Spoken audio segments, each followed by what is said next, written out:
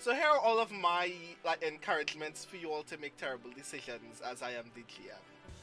Ash has a crossbow bolt in her side, 0 dots in skirmish, and 0 dots in wreck. And I'm so excited to see this get even worse. So that's one vote for escalation. Skelly has 3 guns and all the ammo. Crossroads has no guns, but Crossroads is a gun powered by ghosts. Have we established that your guns are special to you? I feel like we're establishing that your guns are special to you. Before this crew, they were my only friends. You've known us for 5 days. You've known those guns a lot longer. These are my babies. Yeah. I just want to say, Rowan was starting to do this, and then he realizes to harvest. This doesn't help. Like, don't do that. This is not. No. This is Like, not. don't do the this. thing. Like, Yeah. Doing this to an executioner. yeah, that's not what you Just want. like this, like We call that the go sign, you know? Like, yeah. Oh man. This theme's great. I will do a fortune roll. Notes. No thoughts. Head empty. 1! I rolled a 1! Yep.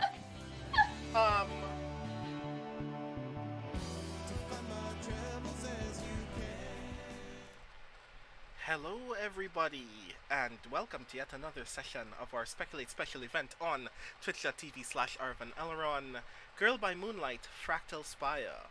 I'm very excited to join you all. It has been a while, I'm sure. So many other developments have taken place on this channel since the last time that you've seen me and my strange friends. Many of which is good news, including but not limited to, we made a thing happen on a Kickstarter, and that was really rad. So thank you all very much for that happening. I am very glad to continue to be in your presence. I'm glad to be alive and COVID-free after coming back from Gen Con, which is of a particular joy to me, in part because I actually got to see the Speculate Triumvirate in person very briefly. So that was a delight personally for me. The con was brilliant. Being able to be a part of the Writers' Symposium and spend so much time with some of you in person was very rewarding to me this year. And I hope that I see you all very, very soon. But you can see me right now getting ready to do some shenanigans with my friends in the Dreamscape. But before we do that, obviously a reminder to you all that there are many ways that you can support this channel and all of the cool things that happen on it by subscribing to the YouTube channel, which you can find at !arvtube, so you can watch all of the VODs of the cool stuff that happen here. By joining the Discord at !arvcord, and joining all of the lovely people in the community who are rad and smart and very thoughtful, and this is an opportunity for you not only to get updates about things that take place on the channel, but just hang out with these cool people, probably play some games with them and watch some YouTube videos that they recommend and silly things like this. !Arv shop for the merch store, where you can get all of the cool stuff that reminds you of the other cool content that takes place on this channel. !Arv tweets to find Gregory Wilson's Twitter account, where he is consistently as thoughtful and smart and erudite as you all know him to be, and where you also get updates about when we're about to go live. And of course, !Speculate. Your support of the Speculate Patreon allows us to continue doing content like this on this channel. It allows us to continue paying our wonderful audio editor Rudy Basso, and greater patronage of that Patreon allows us to potentially grow the amount of products that we're already doing on this channel and make better, more rewarding content of the games that we're presently playing. So if you want to see other cool things related to the world of Fractal Spire, we have fic and other world building elements up on that Patreon. And if you want GM prep and other preparatory elements of our other series, Court of Blades Valaward, you can find that on the Patreon as well, including updates about when our next session of Valaward will be coming up, because that's coming up very, very soon. So continue supporting us there. I thank you so very much for supporting us there. And if you haven't, please consider supporting the Speculate Patreon. Also, exclamation point Arftreon supports the channel itself and all of the cool things happening live on it. And your patronage there would also be very rewarding to us as well, because it allows us to continue making sure that the cool things that we want to do can happen live for your enjoyment. Including but not limited to literally streaming our D&D game live from Gen Con a couple of weeks ago, where you got to see me briefly fall asleep and then fall into a hole. Like deliberately throw my character into the void. Which was lots of fun. Playing with those folks was very enjoyable, and I'd like to do that again. But here we are here to talk about a completely different game with some other very cool people. So without further ado, while all of the other housekeeping notes suddenly vaporize from my brain, I am going to press some buttons where I suddenly interrupt all of these cool people, where they will probably like having some very meaningful conversation that I've just interrupted. Then I come over here, so you can see all of my cool friends. Hello. Say hello to all the lovely people in chat, strange friends. Hello, strange friends. Hello. Hi, strange friends. Hello, strange friends. It is us, the strange friends. Yes, I have missed you all terribly, and I'm very excited to get in shenanigans with you all. But before we get into those shenanigans, I would like you to please tell all of the lovely people in chat who you are, what you do, and who you will be playing this evening, starting with Mike. Hey everybody, I'm Mike. I write as Michael R. Underwood. I'm a frequent fixture here. I stream at twitch.tv/turbotango. This summer I've been reissuing my Geeky Urban Fantasy series, which starts with Geekomancy, and I'm one of the 3 co-hosts of Speculate, along with Brandon and Greg. You can watch me as the dancing master for Speculate's other series, Valorword, on YouTube at youtube.com/arvaneleron, and live this coming Friday, the 19th at 8 p.m. Eastern, 5 p.m. Pacific. I'm playing Vic Sains, the Guardian. He, him pronouns for me, they, them for Vic. Nice. Next, Valerie. Hello, friends. I am Valerie Valdes, she, her pronouns. I am the author of Chilling Effect Prime Deceptions and the newly released Fault Tolerance. Yay! It's out now, you can buy it. I stream as the kids are asleep, and I am playing Nina Lopez, the unlikely hero. Thank you.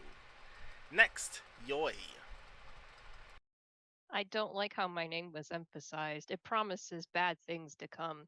But yes, I am Jeoi Gawain Lin, he, they pronouns. I am a game and fiction writer, and tonight I am going to be playing Vermilion Jingwei Ruth, the outsider who is not here.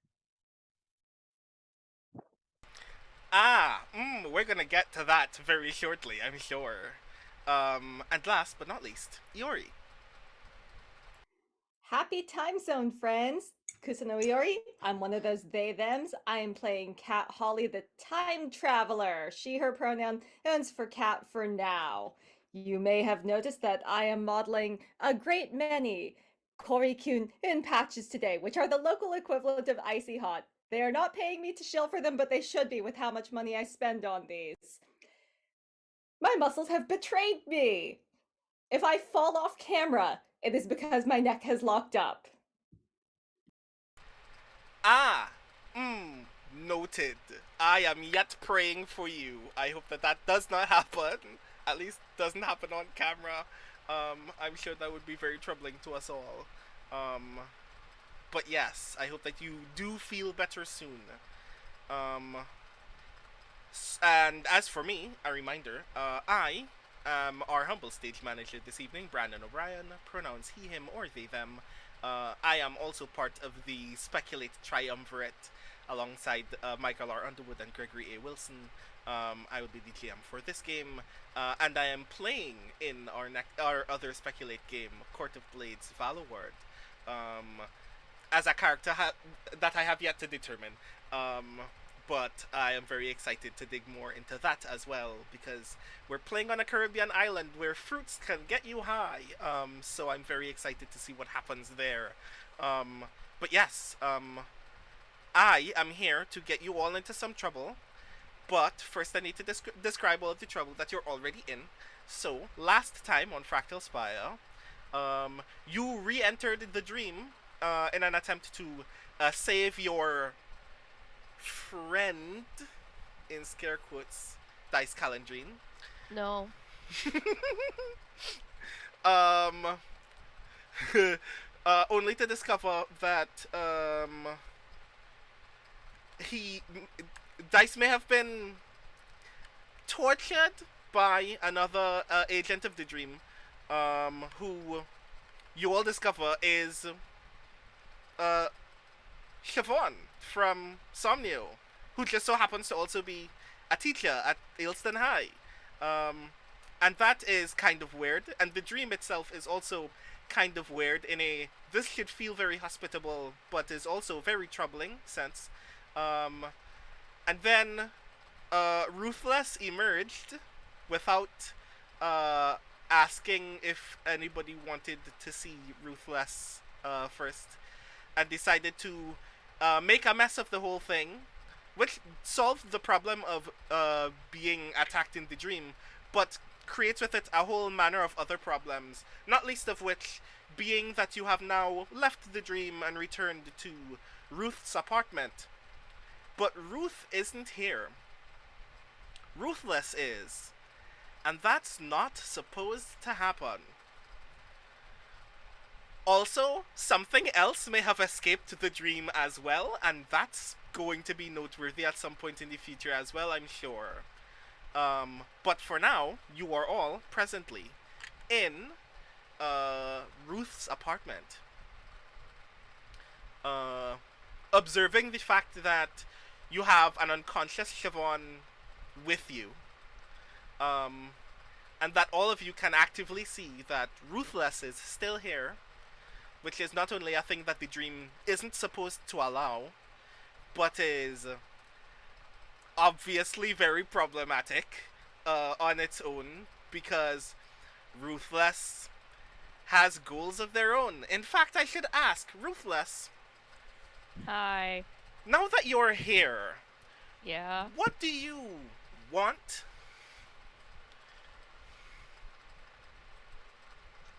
I want what I want when I want it. That helps us all. But currently, standing in the apartment, Ruthless is kind of looking around as if appreciating it for the first time, because this is the first time they are standing in the apartment as Ruth would. So yeah, that's what she's doing while everyone's clamoring over the body of Siobhan.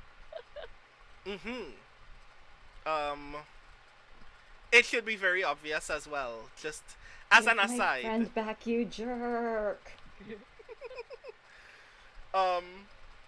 So I will point out as a reminder that Siobhan is in a very peculiar state of unconsciousness. You know that Siobhan is alive, but her breathing has gotten quite a bit shallower since. And while it doesn't seem like she's getting pale or cold or anything like that, you are if you do care at all, it does seem mildly bothersome that she may be entering a medical state that you might not be able to easily resolve on your own. While that's happening, while you're all aware of this, I would like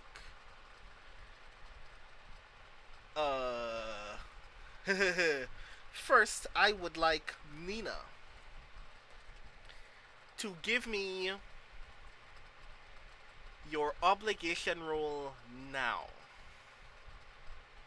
Am I rolling sun?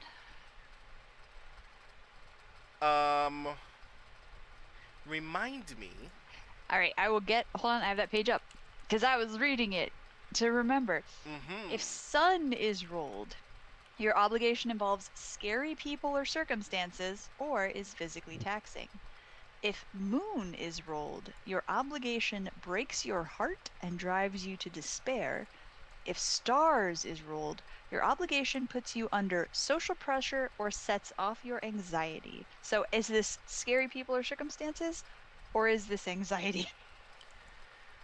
I mean, with Nina Lopez, it's always anxiety. I was gonna say, she lives in a perpetual state of anxiety, to be clear, but in this particular instance, which is it fear or anxiety? I would say Ruthless is a scary person, but again, you know the nature of the obligation at the present time. So I would like you very much to give me a Stars roll. Okay. You can do it. I have no dots in Stars. Ooh. So, as I recall, that means I roll 2d6 and take the lowest? Is that? And then I take stress equal to 6 minus the die result.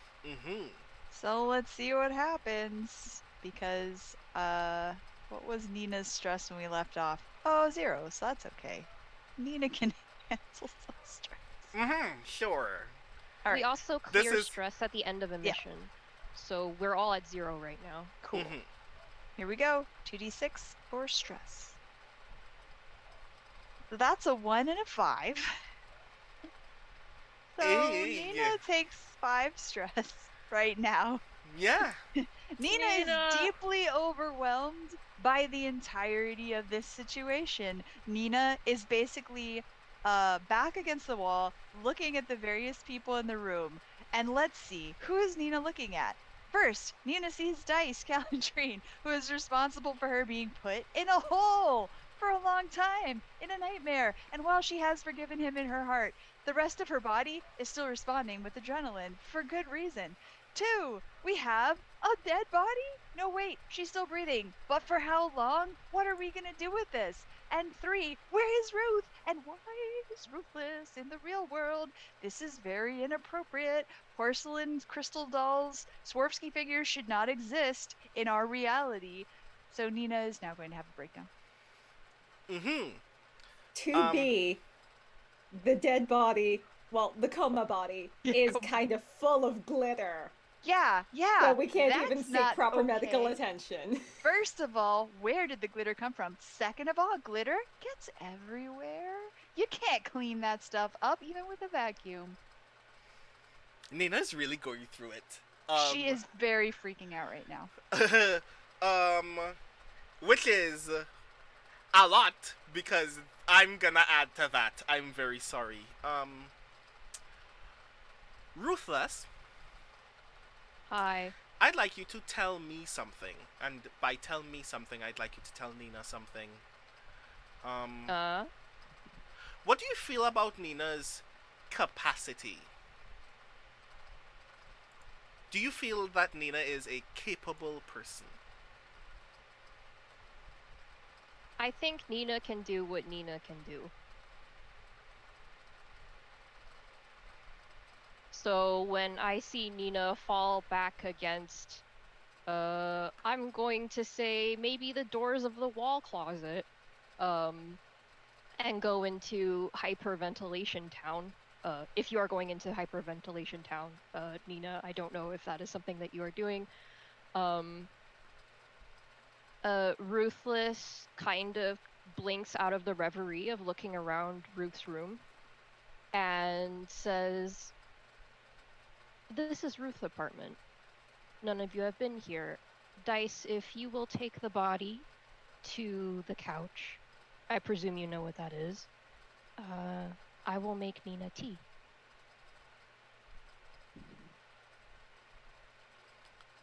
Nina, how does it feel to be pampered right now? Nina is box breathing. Oh, Nina one time saw a therapist because it's not covered by her insurance, and they taught her how to box breathe, and that was it. That was all she got from her half an hour session. This world sucks so much. Just like the real one. Is this what we call escapism? I'm so sorry. Um, Nina, your phone is buzzing.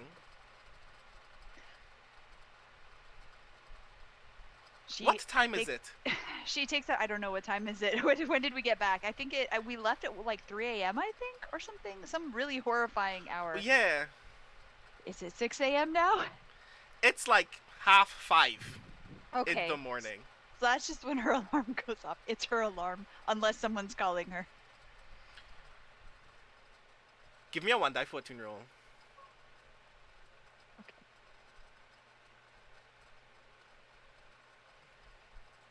That's a 3? Someone is calling you. Okay, Nina just stares at her phone in utter incomprehension. Does she know who the caller is based on the caller ID? It is... In order to save yourself the time of being called from any phone within Rapido, you have every phone number attached to every phone in Rapido saved on your phone. This is like some like low level secondary couriers number. They would only call you if they needed you to take over their shift, or if you were both working on something and now you need to take responsibility for the thing that you were both working on. And so now she is rapidly running through her memories to attempt to remember if there is something that she is supposed to be working on with this person, because if not, she might not pick up right now because she is totally freaking out. She's legitimately thinking about not answering the phone. And in the time that it takes her to think about not answering the phone, it goes to voicemail. And now she's freaking out about not having picked up the phone. Because what if it was important? You have one voicemail.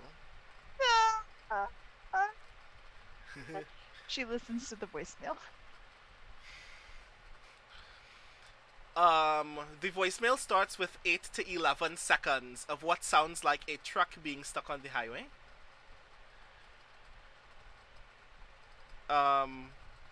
And then you hear a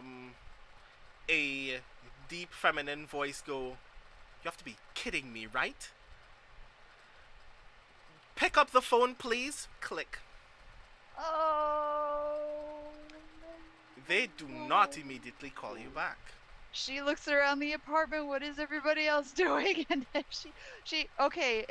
If everybody else is just kind of milling about trying to do, she will climb into the nearest closet or the bathroom if it's closer. She'll open the nearest door. What is the closest door? Do you want me to fortune roll this? It's up to you, Brandon. We're in Ruth's apartment. Ruth and Ruthless know the layout better than I can pretend. Okay, literally the closest door. What is it from where she is standing? Well, I said you were backed up against the wall closet, so you're closest to the wall closet. So she goes into the closet. You step on 2 duffel bags, and also fall into a bunch of like clothes hanging from hangers and stuff. Okay. She closes the closet door as best she can from the inside and calls the person back. Wait, you're really gonna call them back right now? Oh yeah. She is not sane, friends. This is not a good situation for her. She is making bad life choices. The phone rings twice, and then someone answers, and they immediately go, "Where are you? Didn't you get an email or a phone call from dispatch like 6 hours ago?" No, what? Where are you? I am in a place. Yes, people tend to be located in physical arrangements. Like, you have space-time coordinates. I get that. What I want to know is, where? You were supposed to be on the road but half an hour ago. didn't get any information about that, so I couldn't be on the road, and I don't know who was supposed to tell me to be on the road, but I didn't get that information. She is like, oh god, is it in my email? Oh god, I haven't checked my email. Where is everything? Oh god. Very briefly, welcome to the compound and all of the raiders that you have brought with you. I hope that you enjoy magical girl dream shenanigans, because we're presently playing Girl by Moonlight Fractal Spire. And we're having lots of fun, as you can see. So... Girl by Moonlight by Andrew Gillis is currently in the playtest stage. We encourage you to check that out at girlbymoonlight.com. There should be a command for this. Am I... Right, yes, there is a command. Please check it out. It's actually really cool. And this actual play is being sponsored by Evil Hat, the publishing company that will soon release Girl by Moonlight, and we're very happy to be able to do the thing. So back to this terrible phone call.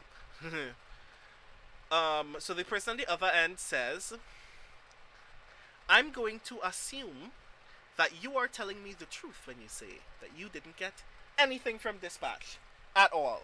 Here's the problem. Dispatch won't care. Dispatch is gonna wonder why you didn't reply to them. Or me. Nina thumps her head against the wall of the closet. So I'm just gonna anticipate meeting you on the highway at some point. I will send you my location. Have a good day. Click. Thump. Ruthless, did you see Nina go into that closet? I think Ruthless was making tea. Yes. I ushered everybody out and also told them to please take off their shoes and leave them in the foyer. We do not want to track dirt into the apartment. And basically waited outside the closet door, hearing Nina thump her head against the interior. Okay. So I guess after you thump it, thump the inside of the door like 3 times, Rufus opens the closet door. Nina and screams.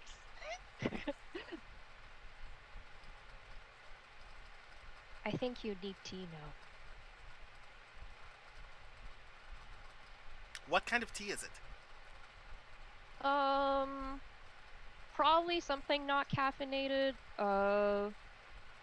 Is there an herbal tea that Nina likes to drink that Ruth would have made for her before?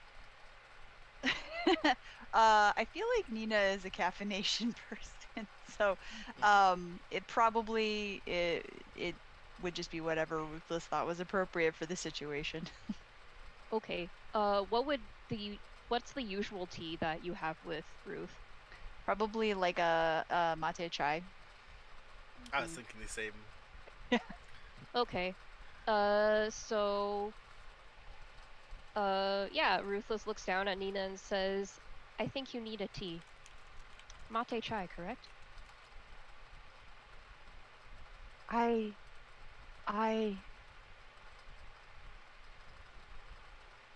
have to go. Then you can take it for the journey. I don't know how to... I don't know where we are, and I don't know where my van is, and I don't know how to get to my van, and I am in trouble. We'll figure it out. Tea first. And Ruthless holds out a hand to you. I don't know you. Where is my friend? Ruthless smiles at you very gently and kindly and says, he's in a better place. No! While that reaction is taking place, Vic, can I have an obligation roll from you I would like you to roll Moon. Yeah, all of my stats are 2 at this point, so they're all the lowest and highest. So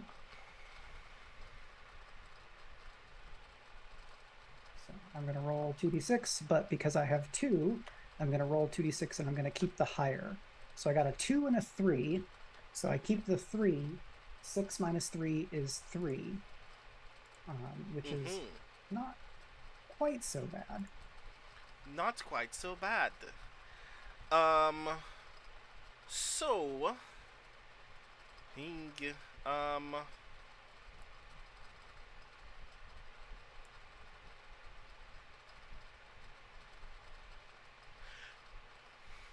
do you remember David Nettleford? The kid on the train that you saw that one time on your way to work? If that's the kid from the beginning of episode 2, yes.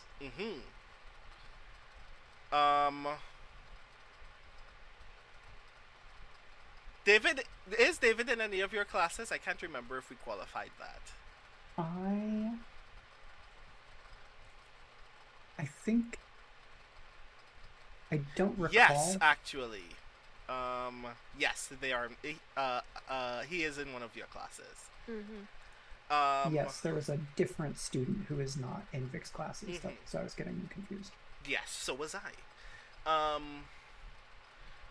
Do you have a way of communicating with most of your students, like when you're not in school?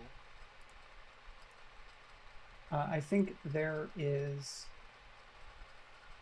like an official like text chain, or maybe a sponsored texting app that is for official school communication, where there is like a class by class thread for that stuff. And then Vic has the contact information of students to reach out to them individually if needed, which is probably supposed to also be done through that app, but Vic does not. I imagine you have a second phone specifically for this purpose.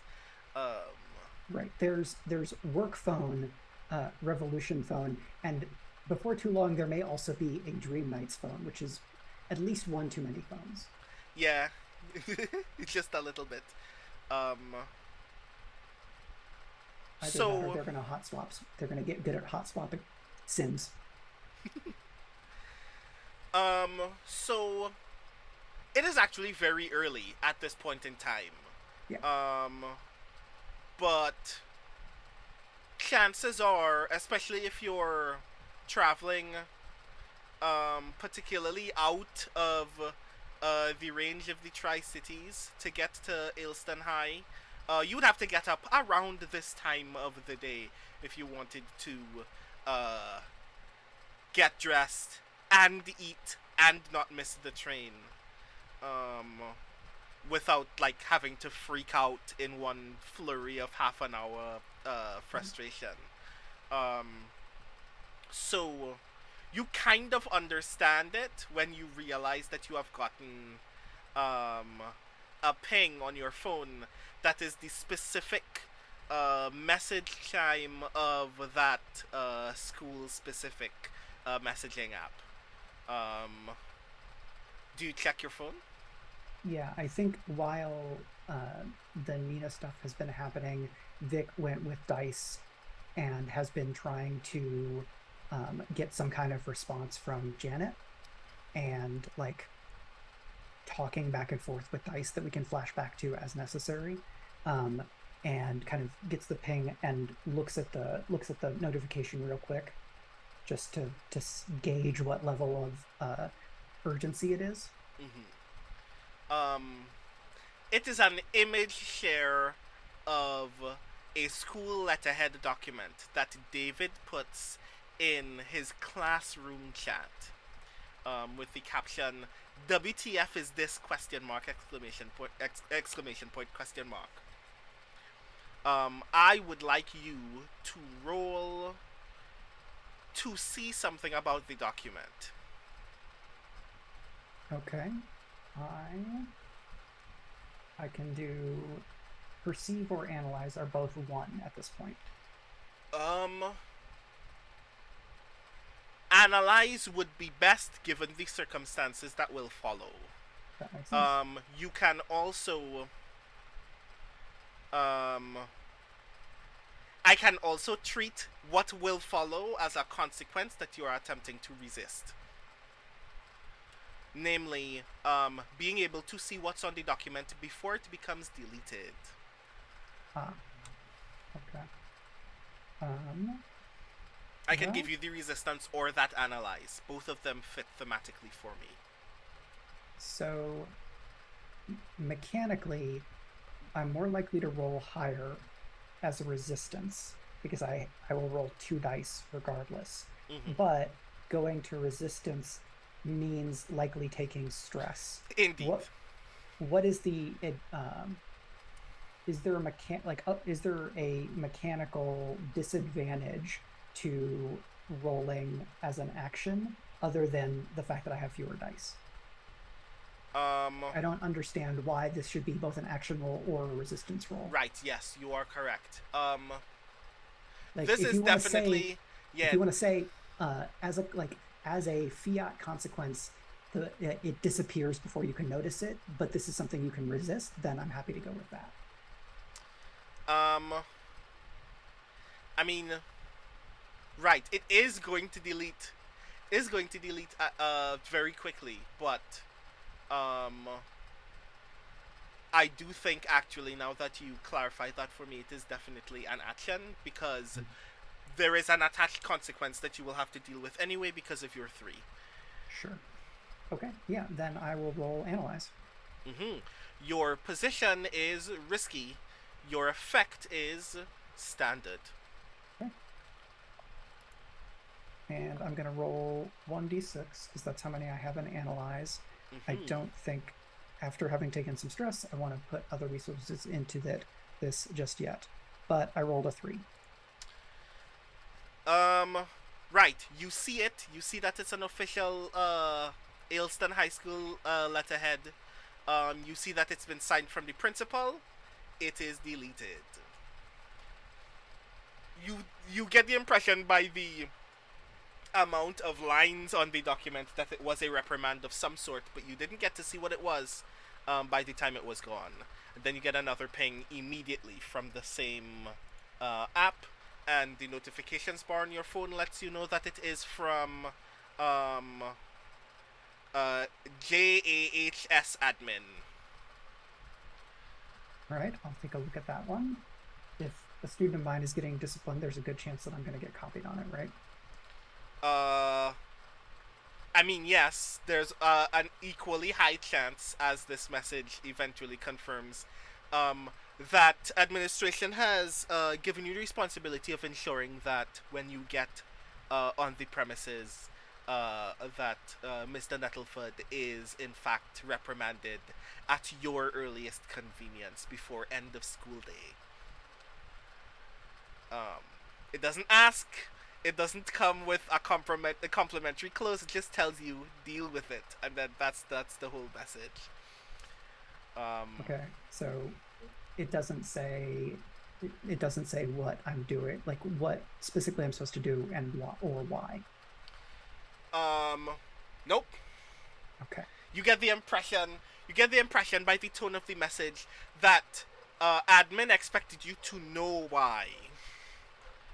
Oh, well, that's their problem, not mine, because one of the ways that malicious compliance can be applied is by obsessively following the rules. And so Vic quickly texts back, I'm not able to administer this this reprimand if I don't know the offense, if I don't have documentation of the offense and or what I am supposed to do. Please clarify. and shoot it right back. Someone is typing and then stops. Someone is typing for like 20 seconds. And then you just get please stop by the principal's office before you begin classes this morning. you will receive your clarification there. The tone obviously sounds less like genuine and specific and more like uniquely like cruelly judgmental. But you're accustomed to this at this point. That's a problem for Vic of at least 60 minutes from now. So Vic responds, understood, and then puts the phone away. Okay.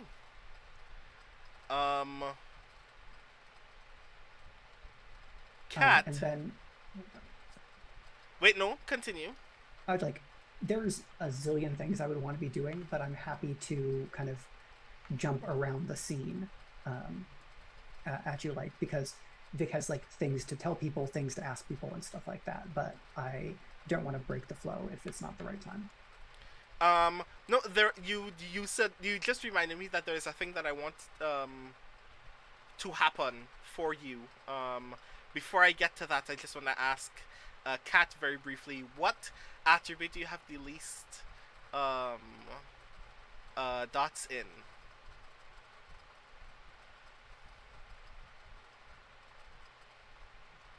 Well, friend Brandon, you're going to have a few different things to pick from here. Because I have 0 dots in. Defy, empathize, perceive, and flow.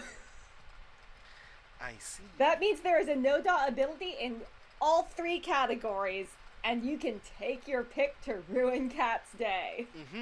To clarify, I'm not asking about skills, I'm asking about attributes. What do you have no skills in between sun, moon, and stars? Or the least skills in? Ooh. Okay, we've got at least 1 skill in everything, but sun is our weakest. Only 1 skill in sun. Noteworthy. I will get to you in a moment, but, Ruthless. Hi. What do you notice about Vic in the moment when Vic, responds to their phone? Is this a gather information, roll, or... If you gather information, I will give you more, but, if there is a thing that you already idly glean just from witnessing that scene, we can move on that as well. This is just a sense of, how you are personally assessing Vic in this moment, or your relationship with Vic in this moment. I can see that Vic is handling a crisis in a way that continues to be different from how Euphony would handle a crisis. And Ruthless prefers how Vic handles crises. Okay, do you tell them that? No, why would I? Noted.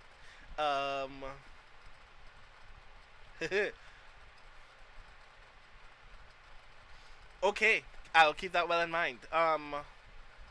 Right. Kat, please give me an obligation roll with Sun. 2 dice take the lowest? You said you had 1, right? Yeah. Right, you will be rolling 1 die. That's a 3!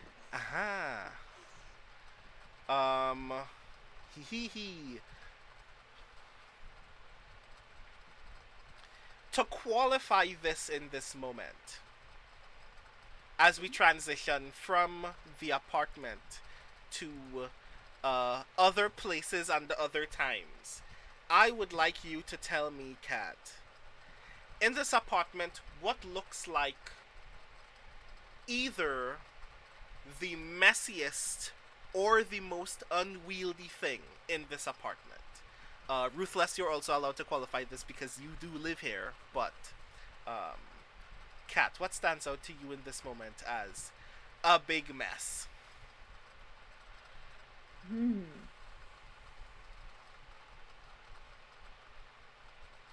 I think what would stand out to Kat immediately is when you guys entered the room, it was Ruth's bedroom. And on top of the long low dresser against one of the walls is a series of rows of funeral tablets that are set up in a configuration that looks a lot like a family tree. That's the most unwieldy, most out of place thing in the apartment. I was going to say that the messiest thing is actually our fault. It's the shoe pile at the door, because when we kicked those off, we were kind of in a panic and we did not bother to put things neatly in pairs and rows. Both of these things are actually very useful to me. I just want to clarify, Ruthless, what do you mean by tablets? So they are tall wooden placards that are stood up, Right. and on the front of them are calligraphed names and sometimes dates in characters, and so there's just a series of them on top of a dresser.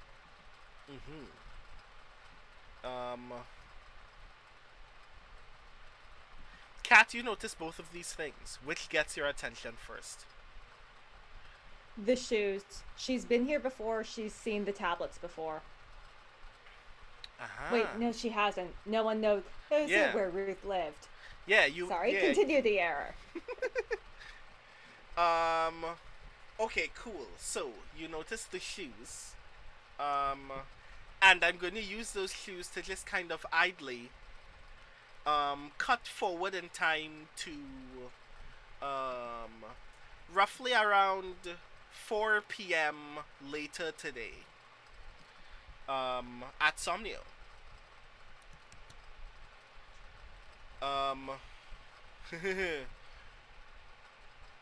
Where, like, the transition is literally we are watching these piles of shoes, and specifically how two what seem to be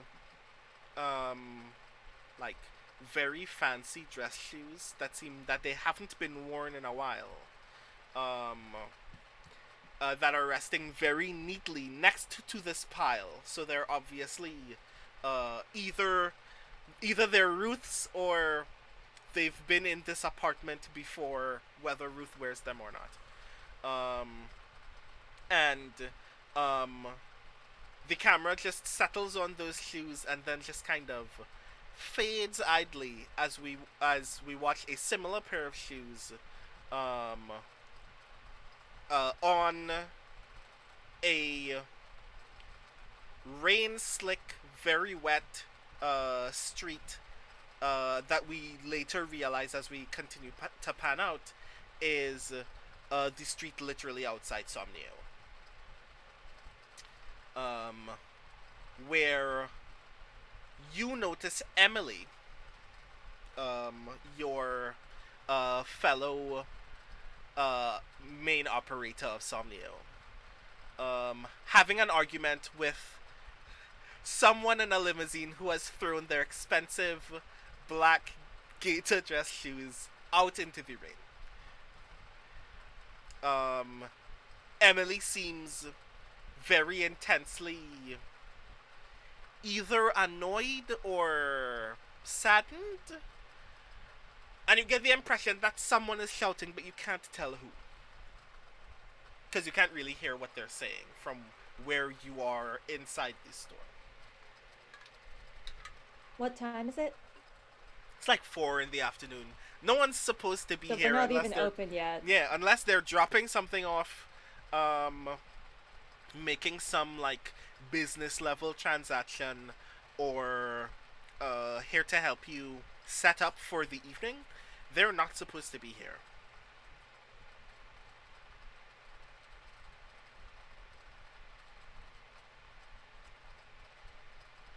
Kat goes to the door and shouts for Emily.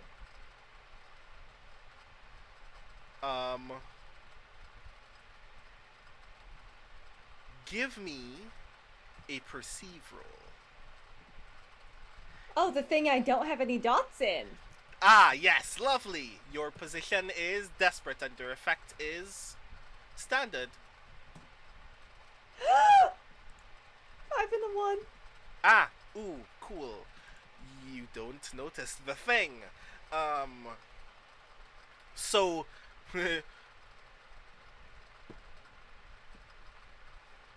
it still sounds like a thing is happening that you can't really interpret or make much sense of, and then you notice Emily turn to you and say, 1 minute, I'll be with you in a minute," and then turns back to the limo.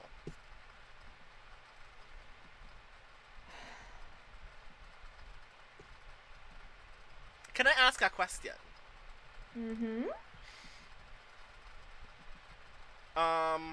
How did you get the capital necessary to set up Somnio? She just works there. So that's a question for whoever actually owns it. Uh-huh. It's been there for at least about 6 years since she started working there. Mm-hmm. So Emily's been there longer than you have, perhaps. Mm-hmm. But Emily is also not the owner. It is managed by a larger corporation that has multiple different levels of hostess bar, girls bar, casual bar around Cloud Harbor. Uh-huh. Uh-huh. That answers those questions for me. Cool.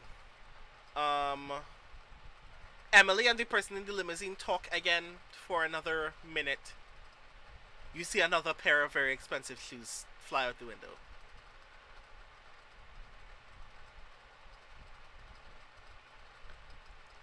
They're not Weird being that they have thrown. They're multiple just pairs, but like, it's not my problem.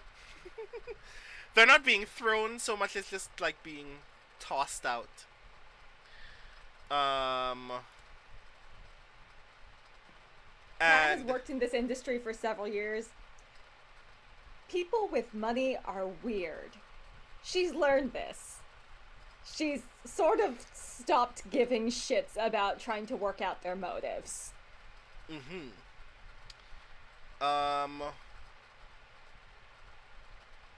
Emily continues talking. You notice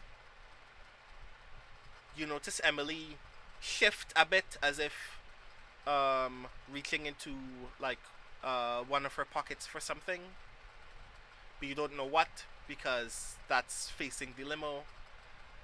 And then she waves goodbye at whoever is in the limo. The limo drives away without even waiting for her to step away from it. And she picks up the 2 pairs of shoes off the floor and walks back in the shop.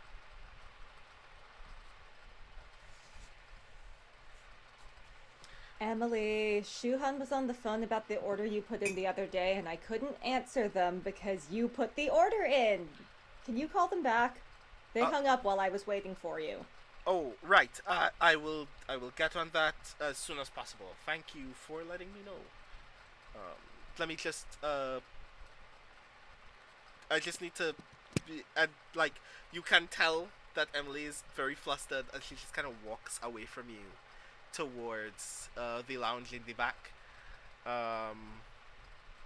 where she disappears for several minutes.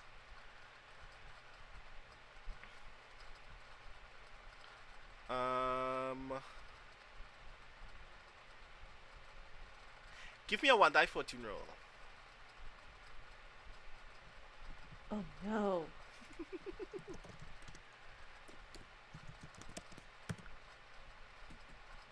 That's a 4. Okay, cool.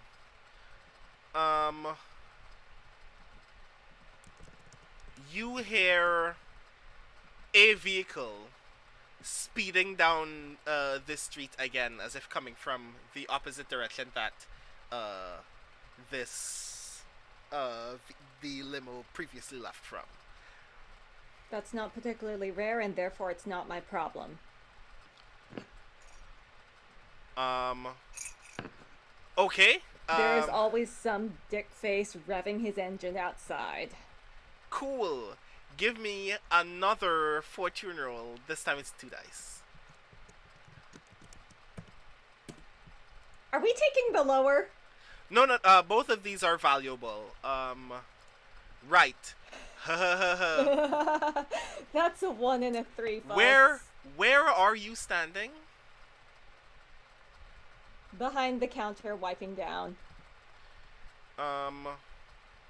Is it possible to see the counter from the door if the door is open? If the door is opened, yes, but there are no windows in Somnio. Aha, is the door open, or did Emily close behind No. her? Okay, cool. Closed it behind us because we don't want anyone getting the wrong idea about what hours we're open. Okay, cool. You hear a loud thump against the door.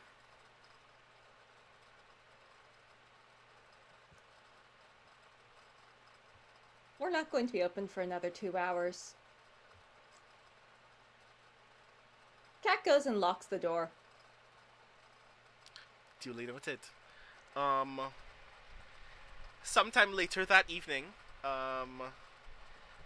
just as that evening's work is about to begin, patrons will file in. Several of your fellow co-workers will arrive to begin their evening's work, and one of them, Fleur, will walk in with a wet shoebox, gesture at Emily with the shoebox in her hands, and then continue with it into the lounge.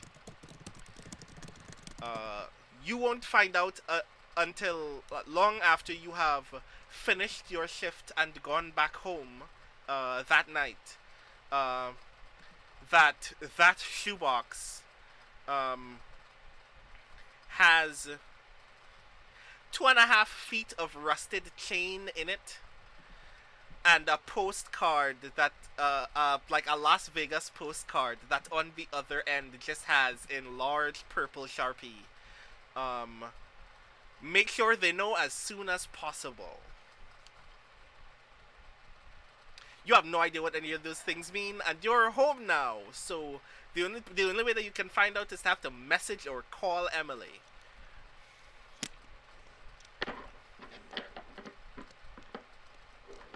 Not my circus, not my clowns. I figured. I have Dice's phone number, though, don't I? You do. Do you want to call Dice? No. No! No, I'm not going to call Dice. I'm going to text him. No. Okay. What kind of absolute barbarian do you think I am? I'm not going to phone someone, and I'm especially not going to phone a man at 2 in the morning. Noted. What do you have? What do you text Dice?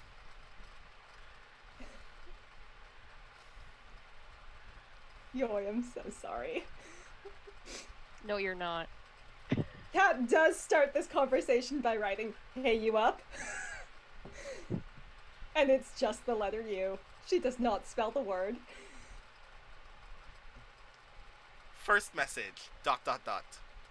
Second message. Wait, what? Oh, good, you are up. No, This I'm not. Means... She sends 3 little angry steamy face emojis. Oh, Lord. You're up enough to reply, and that means I have questions for you. Oh, Lord, what do you need?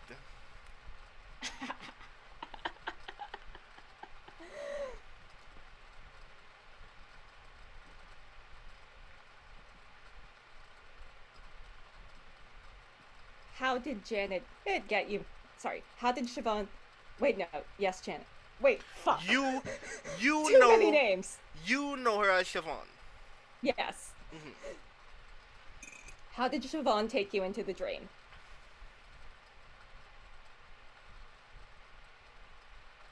Very long pause as Dice does not reply until he finally texts. I don't know, I was out. I think she drugged me? Question mark, question mark. Long pause. Wait, no, she must have hit me over the head. That's where that blood is from! Exclamation point. Ah, that's our boy. Your boy.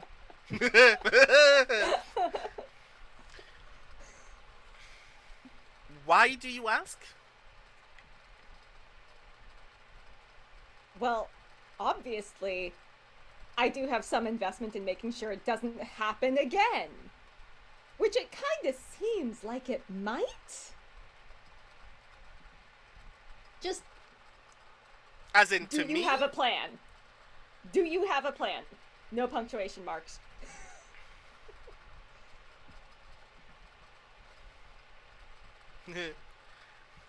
I'm flattered. And he adds the emoji of the smiling face surrounded by hearts. And then he follows with a second message. But plans are for people who don't have fists. And he put fists in capital, in all caps.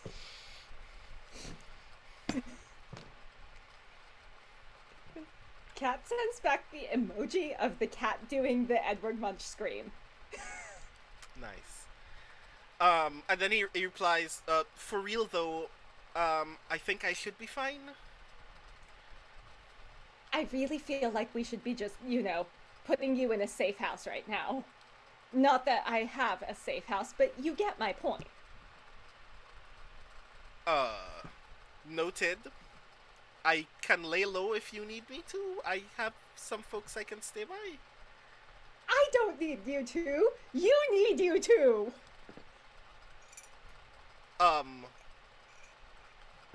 Like he literally types as its own message and then follows up with, I think we are in disagreement about how incapable I am of taking care of myself, but I get it. Cat writes back, people who needed me to rescue them don't get to say that. Touché. I'll stay out of town for a bit, but if you need anything more... Well, I guess you have a hostage for that, question mark, question mark. Let me know if Janet gives you anything noteworthy. I mean Siobhan. Something? Anyway. Yeah. Tell Ruth I said hi when he gets back? Question mark, question mark, question mark. In his body? Question mark, question mark, question mark, question mark. Okay, I'm leaving now. Bye. If you don't take care of, like, the last message Cat sends to him is, if you don't take care of yourself, Ruth's going to be pretty mad. Sad face emoji. She doesn't get the sad face emoji yet. She puts her phone in airplane mode. Airplane that sad face mode. emoji will come back to her in the morning. Delightful. Cool. As that's happening,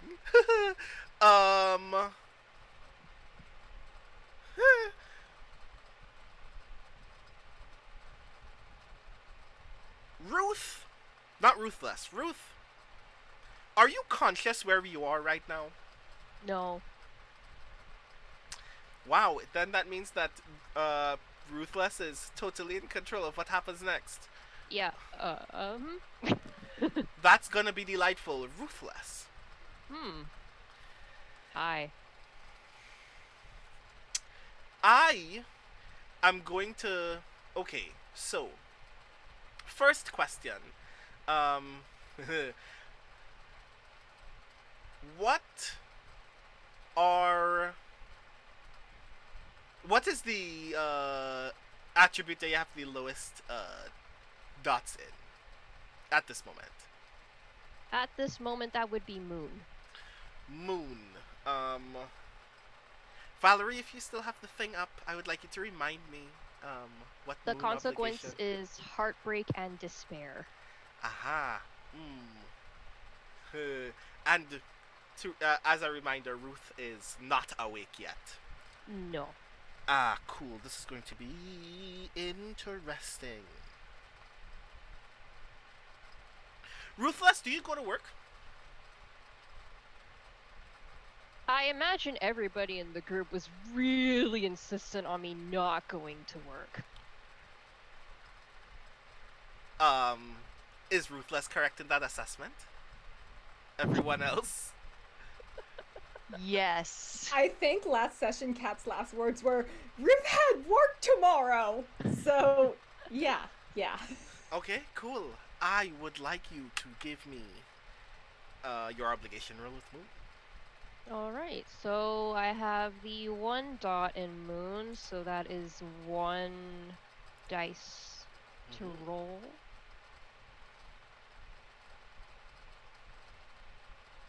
That is a 4. So 2 dots of stress. Yes, you take 2 stress. If you don't go to work, where do you go? I stay in the apartment, and I basically move through it, just kind of methodically picking things up and kind of feeling them in my hands and moving through it the way Ruth might move through it, just kind of taking all of it in. Is there anything about this apartment that, even though you know it, it's not yours, so obviously a lot of it probably seems new to you, right? Like, there is a value in these things that you cannot place. Do any of these objects like catch your interest as a result as you pick them up? There is a knife in the jewelry box, the mirror of which everybody had come out of. It's the knife that Ruth used to try and stab Vic in the dream when they met.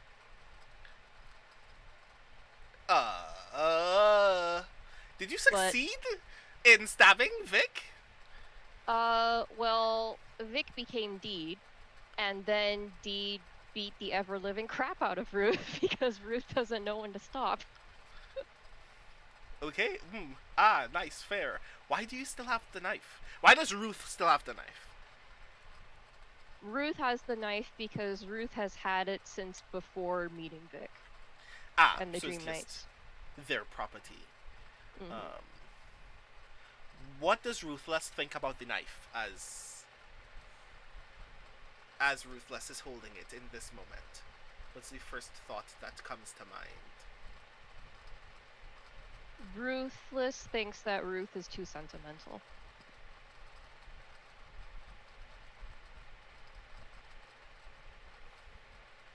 Okay.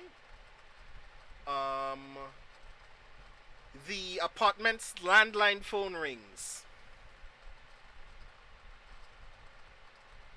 I imagine Ruthless knows how that works because she's pretty present in Ruth's brain to his extreme unhappiness. She goes and picks up the phone. Vermilion? Are you alright? Does Ruthless know the voice on the phone? Would. I mean, Ruthless knows who Ruth knows, so this isn't really a voice at all. Right, yes. This is Edna from Mysterious Roses. Yeah. Ruthless says, I'm well. Are you sure you didn't call in sick? You're not at the shop. We just wanted to make sure that you were okay, that something didn't happen. You hear some very insistent, like, chatter taking place all away from the phone, but you can't hear what's being said. Ruthless says, I'm sorry. I just needed a day or two to recover. Um, that's fine. I just wanted to make sure that you weren't hurt or anything. Um, understood. Um, well, you continue taking the rest of your day. Um, something seems to cut off Edna's train of thought as more insistent chatter takes place away from the phone. And then she continues by saying, well, I will call to check up on you tomorrow then, but enjoy the rest of your afternoon. Bye. And then she hangs up. Ruthless continues looking at the phone after she's hung up and very gently puts the phone back down. Sentimental, she says.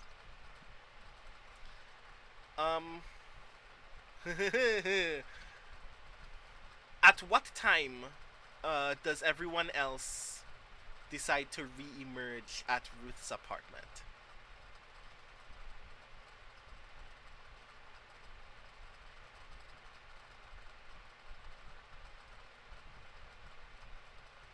I'm sorry, what do you mean by re-emerge?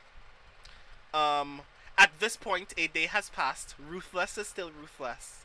Do you all agree that you should probably check in and make sure that no shenanigans have taken place in the last 24 hours? Do we want to establish what else happened at Ruth's apartment before this kind of the downtime stuff? If in summary rather than in scene? Right, yes, I was thinking about having that summary take place at some point during this scene, but it can also happen before the scene begins. So yes. After giving Nina a cup of tea, what else happens that evening before everyone eventually leaves for work or home? Ruthless does give everybody else a drink as well. A warm beverage of their preference, as based from Ruth's knowledge of them. What would that be for both Vic and Kat, and do you take it? Of course not.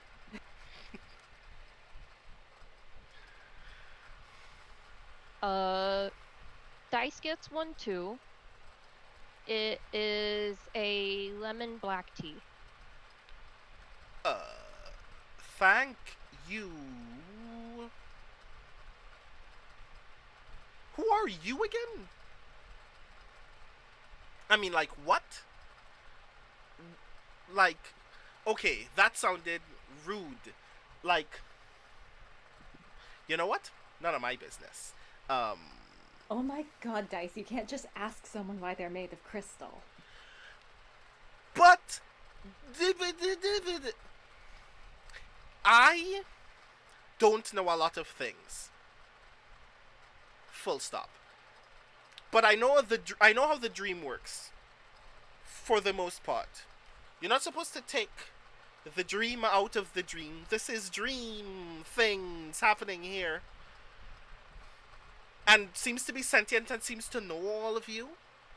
They told me that this was a weird thing that you all could do. What is this? What is this? He turns to Vic. You did some part of this too? How familiar are you with shadow and anima based psychology? Well, like Jung and stuff like that? Precisely. I don't know, AP level, I guess? So it's very heteronormative and binary, but if like, and then kind of Vic gives for Dice the 2-minute version of how transcendence works as we understand it. So the avatars are a part of us, but they are also their own person. There is an overlap. and the overlap is different depending on the person. The avatar, in many cases, seems to emerge from a compensatory or like a striving impulse. Okay. I still don't know how it is that Ruthless is here instead of Ruth. That part doesn't make sense. I have to imagine that it's the conspiracy. And Kat leans into Dice and says, "Sometime soon, we need to have a talk about what else you know about us." Only the bits and pieces that they told me when they thought it would be useful for me to attempt to kill you. Not a lot. Yeah, buddy, I am going to want an itemized list. There better be bullet points. The fact that there is another conspirator who is both a co-worker of Kat's and of mine makes me very worried. I had a target on my head months ago before a lot of this got going. And in the dream, Siobhan twigged to that, which makes me think that I'm still on their radar, which may have been why I ended up in a hole, and it might have drugged Nina there with me. It might have had something to do with the fact that Euphony was in a hole in the spa there. And basically, Vic uses this to like lay out a bunch of exposition that Vic knew that hasn't been shared with the rest on screen. So that Janet Siobhan connection with other jobs, seeing Euphony in the hole, and like wondering why specifically Vic and Nina, but not the others, were in the hole previously. During this, Kat does like kick Vic in the ankle because while like out there in the world, Dice is her friend and she does care about him. Don't talk about Euphony to people. Euphony, I don't think I've heard that name. Might have It's been. not important at this moment for you to know. Okay. Touchy subject. Noted. Do you wish to swear yourself and your heart to an unending battle against both an overwhelming dystopia and a dream that wishes to consume the world? He doesn't have the capacity for that. I don't It's know. his He knew decision who to make. that young guy is. I don't know who that is. If I do, does it mean that I always have to be up at 6 holding comatose bodies over my shoulder? And he just is at Siobhan. Theoretically, you have an organization you were a part of. There's been a lot of everything dealing with it. Yeah, and then I stopped interacting with them for 6 hours and they sent a ninja. A ninja? Ninjas are real? Well, I don't know if it's a ninja, but dressed in black, the smoke bombs, very good at kicking people in the head. As Smoke I bombs are recall, real? you didn't actually do anything with them. So that really is none of your concern. If I remember correctly, you sat at a table with our beloved community organizer, and you gibbered, and you cowered, and you waited until my other half resolved the situation, and then you came out and you smirked some. So does Ruth get the sneering condescension from you? Is that how this works, Ruthless? Yeah, because that was kind of mean. Ruth, and don't say that Ruth is in a better place, because that is messed up. That is what my mom told me when my abuela died, and that is not cool. Yeah, what Nina said. That was messed up, by the way. Anyway, yeah, where's non-dream Ruth? The one that's supposed to come out of the dream. He is where he goes when I transcend. It is like 6 in the morning, and Kat is sitting next to Dice on the couch, and now she is leaning on him muttering, "Do you see now why I'm always so tired? Do you understand why I'm grumpy now?" Dream things are supposed to stay in the dream. I'm beginning to think y'all are breaking the dream, even. This doesn't make any sense. What is... You know what? It's gone back to not being my business.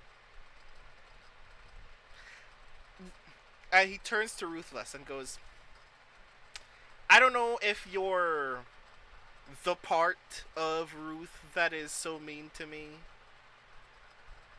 So I'm gonna tell you this, assuming that what you mean by all of that death-sounding bullshit is that Ruth is never gonna hear me say this aloud.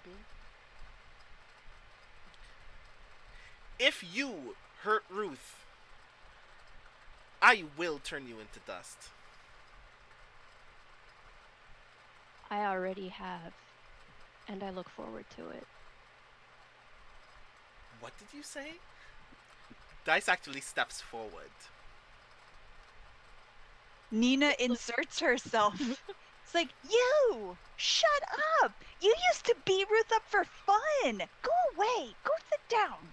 Yeah, but that's because Ruth is good at it and knows how to beat me back. This Sit down! Sit is... down! No! Sit! Shout! Sit! Ruthless, if you want to do something useful, can you tell me if Ruth has a mobile fMRI here? Something else where we can get imaging? Figure out what the fuck is going on with her? What the fuck you did? Wait, what? fMRI? Meant brain imaging? Ruth is All made right, out of crystal. doctor. Ruthless is made out of crystal, so it's very interesting how she is able to make the sound of someone sucking on their teeth as there is no moisture. It sounds like striking flint. But it happens, and she says, "You are very agitated, so I'll give you this for free. I will speak to someone who should have access to that." Okay. Would you like to explain for the class what you did to her? Ruthless looks around and said, "I transcended. She transcended."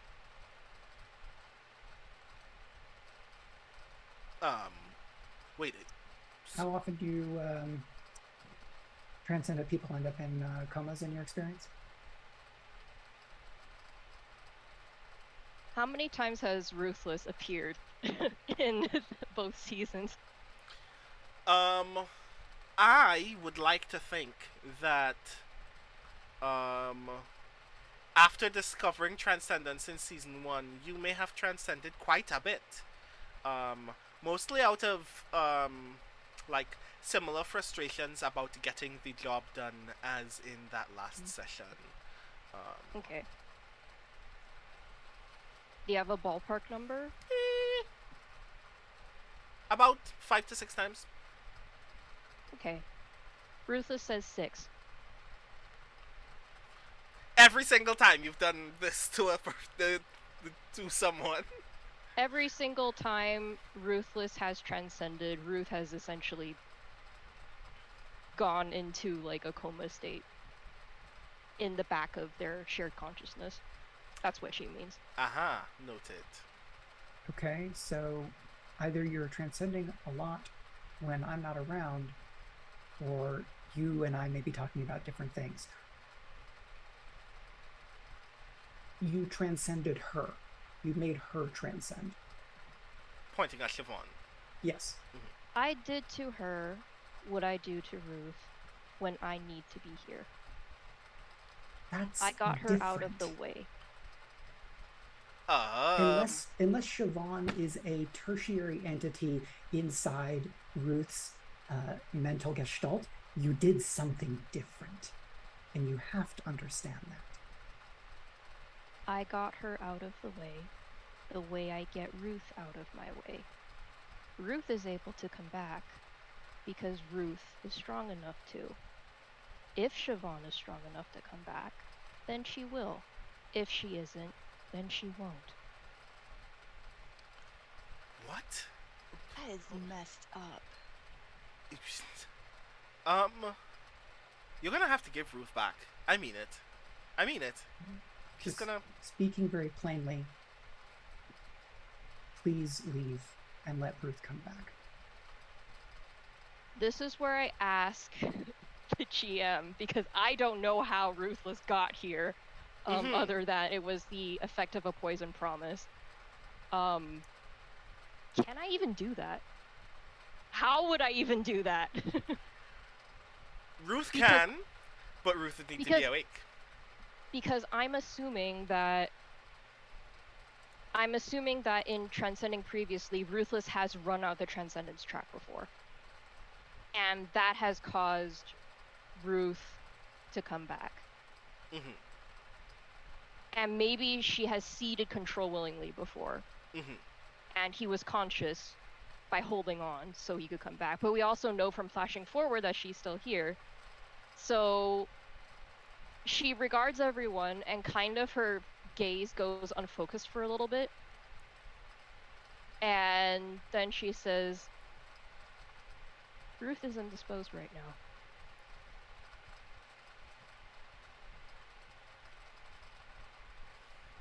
Nina resumes box breathing.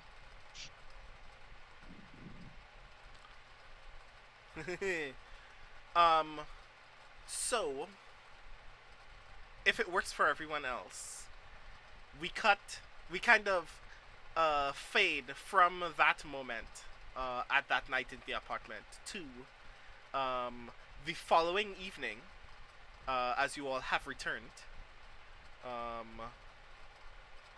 An fMRI machine has arrived.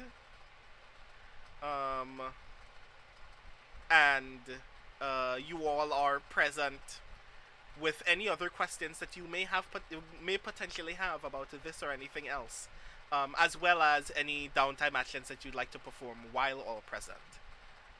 Pat brought tacos for those of us who have physical bodies capable of digesting them. Not you, Ruthless.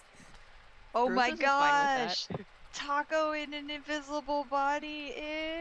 Ew.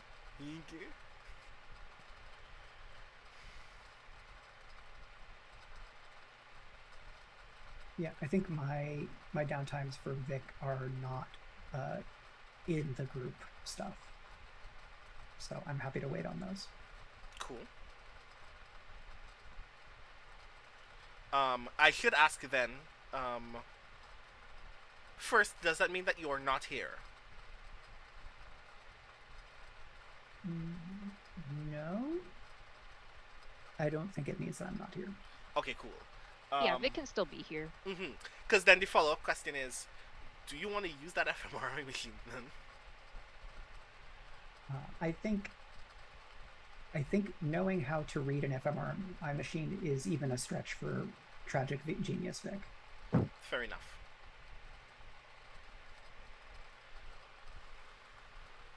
Which theoretically means that we would need somebody else to do the readings for us. But maybe that's Ruthless. Ah, fair enough. In fact, I should argue in my brain, because suddenly I have forgotten how big those might be. That you have access to one at a nearby hospital at your earliest convenience. It's not actually at the apartment. Yeah, I was floating the idea that we might cyberpunkly have something that's more compact. Unfortunately, in fact. To clarify, the person that I was thinking of would be the doctor that saved Ruth's life the first time he was in the match. So the equipment that they would have would be like very compact / portable.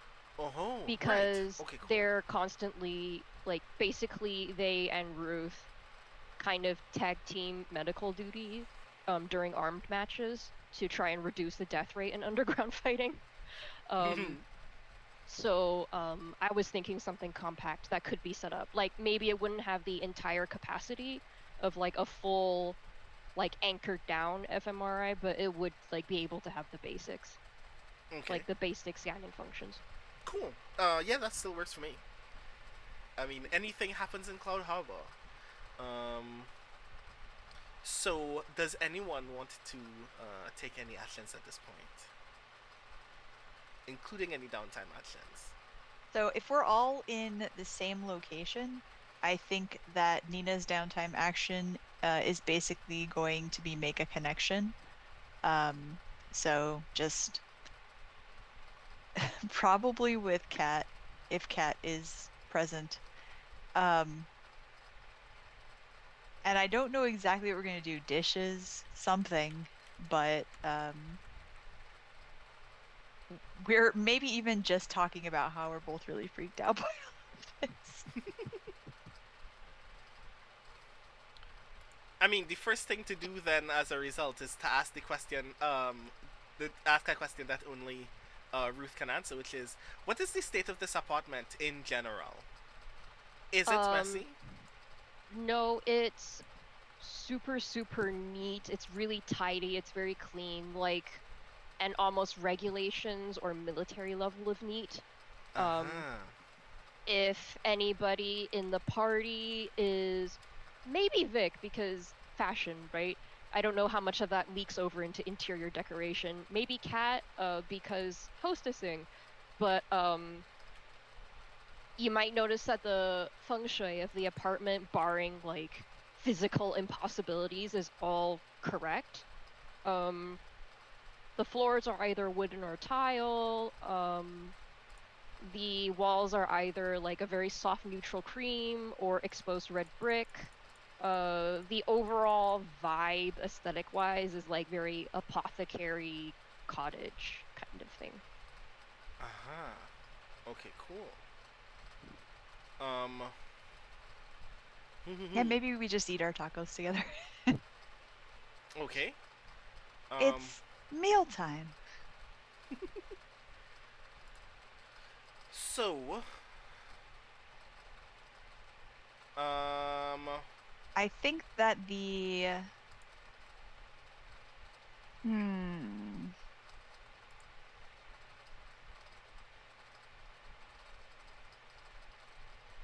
I'm just trying to decide what I would roll.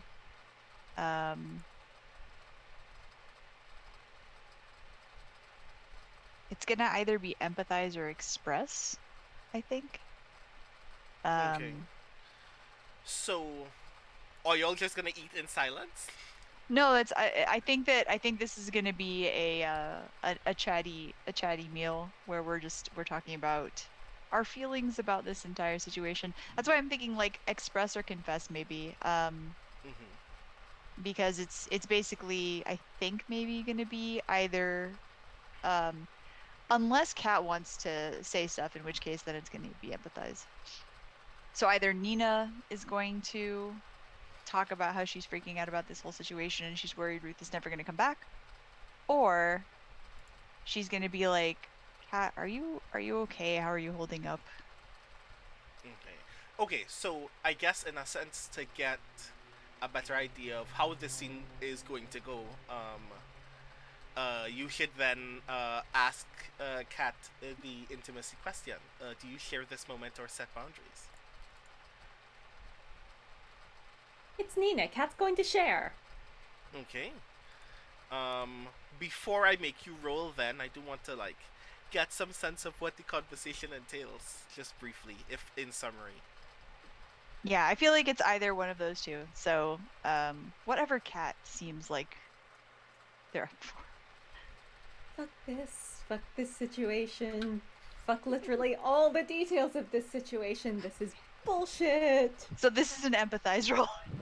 Yeah. Because Nina is like, me too. Big mood. Yeah. What the heck? So you will roll empathize +1. Alright.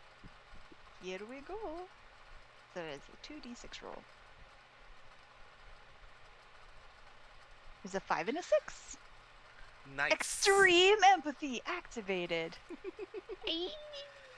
A 6, if I'm not mistaken, is 3 links. I believe so. I believe 4. so. 4. Oh yeah, because did it change? I think that might have changed. Right. Yeah, it added to +1. Don't you have an ability that affects that? I believe I do. And so, 1 second. Oh, actually, I get +1d when rolling social link, which doesn't matter because I rolled a 6, so whatever. I also You can get get a crit. +1. Oh. Yes, shit. please roll one more die for me if you crit right now. It would be wild. Oh. Nina hoarding all the. No. Oh no. Eh. The idea of Womp womp. Nina hoarding social links would have been very cool, though. But remember, Nina can share social links, and so it behooves Nina to have a lot of them. Exactly. But Kat gets to decide how the social links are divided. Mm-hmm. You're muted. Yes, because I was staring at my character sheet in the other tab. So that's 4 total? Yes. Mm-hmm. Yeah, 2 and 2. Let's have an even split. Sweet. Cool. I am marking my character sheet now. Mm-hmm. How do the tacos taste? Greasy.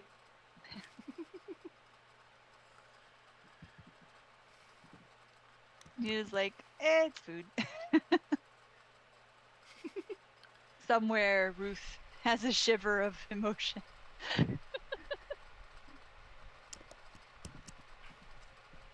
Okay. While this is happening, before if anybody wants to take another downtime action, before that downtime action starts, I would like Ruthless Hi. to give me a perceive roll. Okay. How many dots do you have in perceive? I have 1 dot in perceive, so Uh-huh. roll. I should 1d6. ask, before we get to this point actually, what actions do you have transcendent dots in? Defy, express, forgive, and conceal. Uh-huh.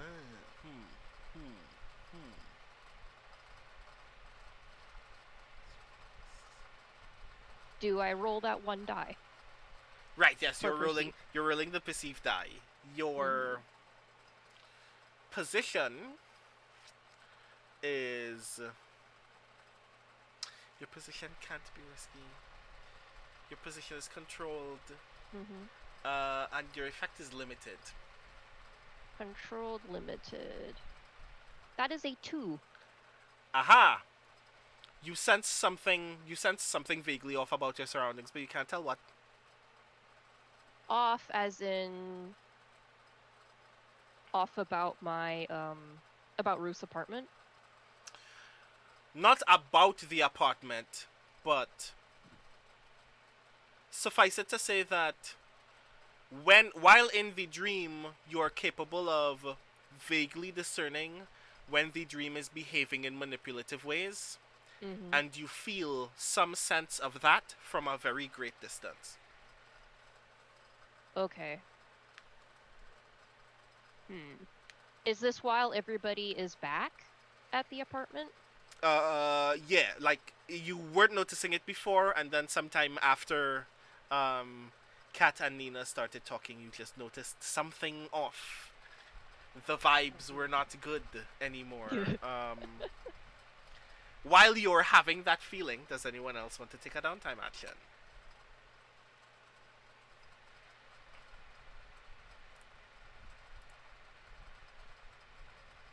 Nina will also have a downtime action with Vic.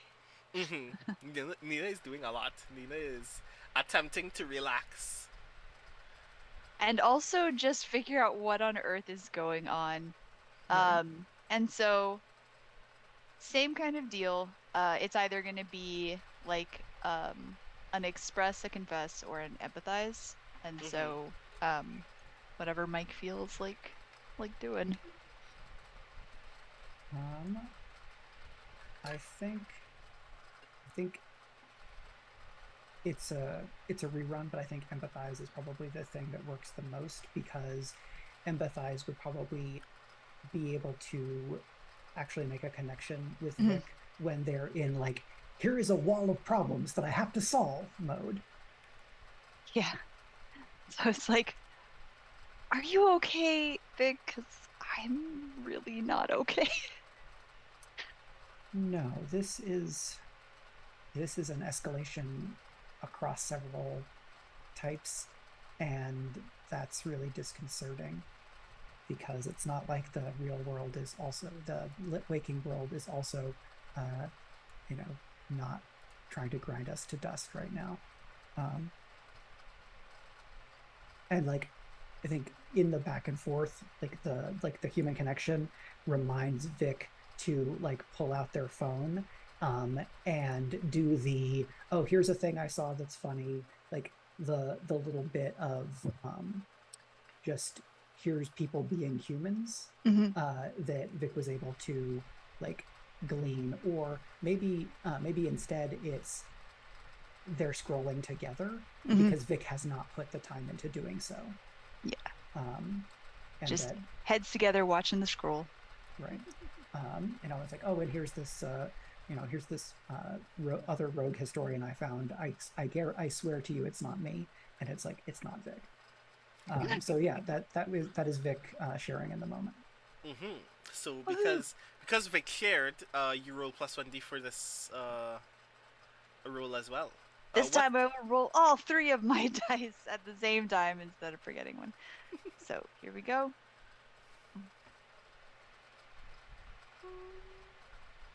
That's a 3, a 5, and a 5. Okay, a 5. That should still be. I think that's still 4 or is it 3? Yeah, that's I think 3. that's 3. So Nina will get 2 and Vic will take 1. Okay. Just to qualify, how many social links then does Vic have? Total? I have 1 with Nina and that's it because they clear at the end of an episode. Oh, right, yes, they do. Cool. So that puts you at 1, puts Kat at 2, and puts Nina at 4.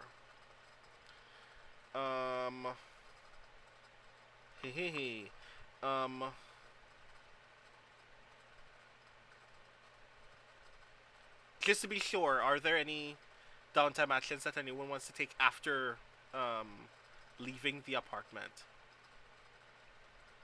This would still be in the apartment, but Brandon, tell me if I can do this.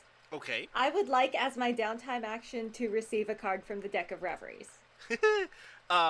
This is a thing that you can do without spending an action. Oh, okay. I just need you to roll for it. I would thought that maybe the part where I go into an oracular trance would require the use of a downtime action. Is this 1d6? Wait, no, there are more cards than 6 in the deck. So, luckily for you, a D100 roll, and you're going to pull it off the table, or? Right. So I know how this works. So luckily for you, Andrikulis didn't put rules for having a prophecy in the game. So this is all my doing. So first, I want you to give me a defy roll. Your position is desperate, and your effect is. Oh hey, another thing standard. I don't have any dots in. A 5 and a 3. Right. So we're taking the 3. Okay.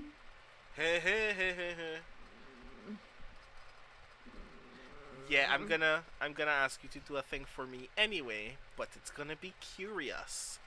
I would like you. Hold on, let me check the deck itself.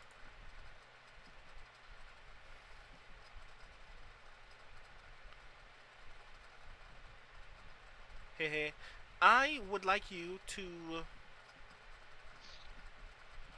give me a D100 roll, yes. Okay. Oh, yeah, you need a slash on that. That's a 38. Whatever that means. Haha.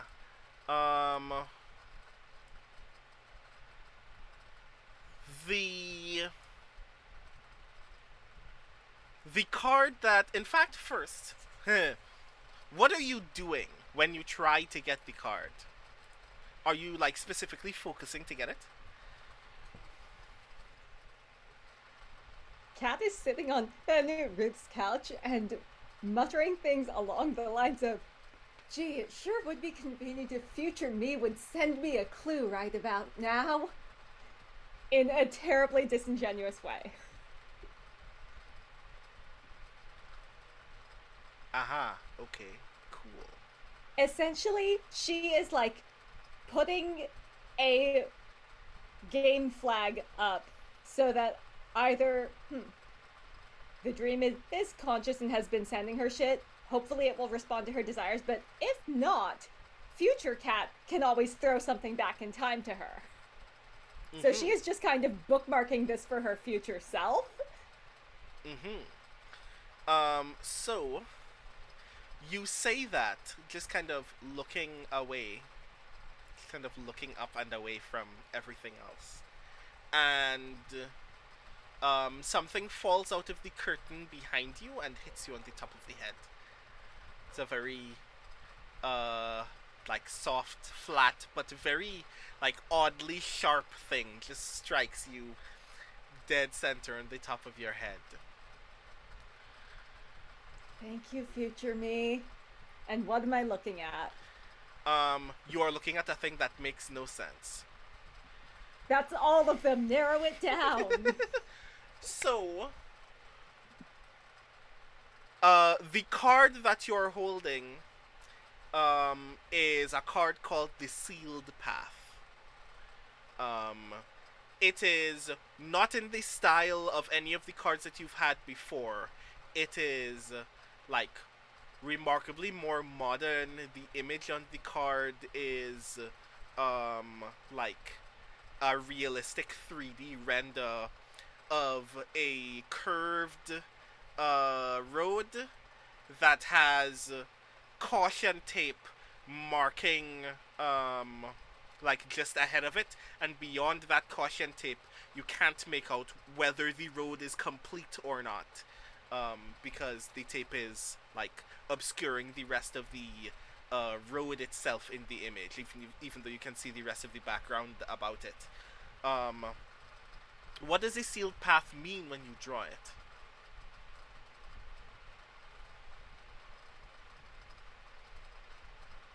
You're muted. Given that, yes, I noticed. Given that we diverged from the previous timeline in the last episode by bringing Ruthless into the waking world, this is very, very literal to Cat.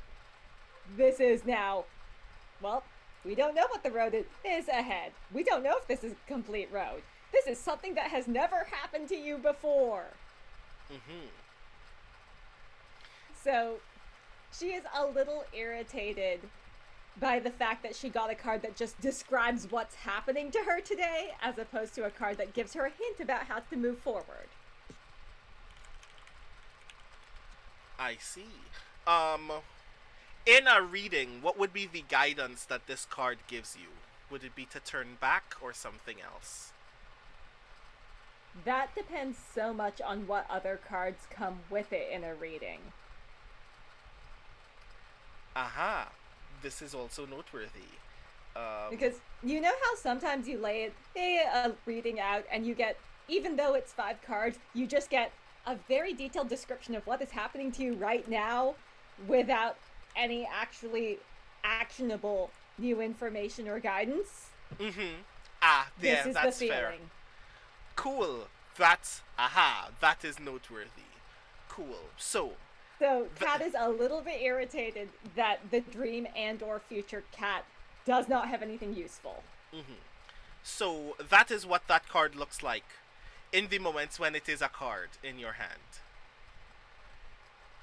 Every few seconds it actually starts glitching in your hand. Sometimes that means that it stops being tangible, and sometimes that means that it turns into a Polaroid of what you can tell is your hand giving you the finger. On the corner of the Polaroid, it says, "You do too much," in all caps.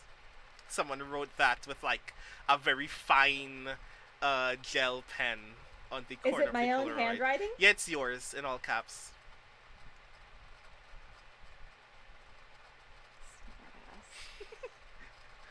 But you know that that's the kind of thing that you would tell you. Um, You know what? Fine. Cat stretches out on Ruth's couch and has a little nap. fair enough. Um, so, while that happens, I would like Ruthless to give me a 2-die fortune roll. Hello. 2-die fortune roll.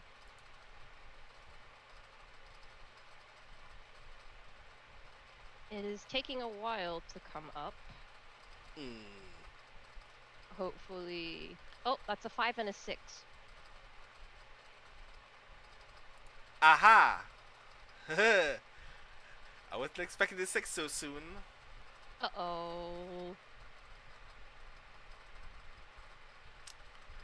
A thing is going to briefly interrupt, but not disturb, the flow of everyone's downtime actions from this point onward. There's a knock at the apartment door.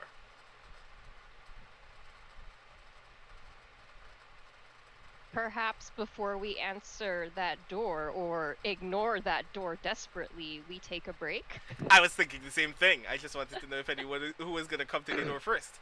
But I do think that we are in the running for at least a very brief break. I reminded to everyone in the chat that a break for us on screen is a break for you behind your computers as well. So please take this moment to stretch, get yourself something to eat or drink, cycle various fluids, take medication if you need to, and do all of the things that are necessary to keep yourself as healthy as possible. And we will be back in about 10 to 15 minutes with more Girl by Moonlight Fractal Spire very, very soon. Thank you so very much for joining us already, and we will see you in a little bit.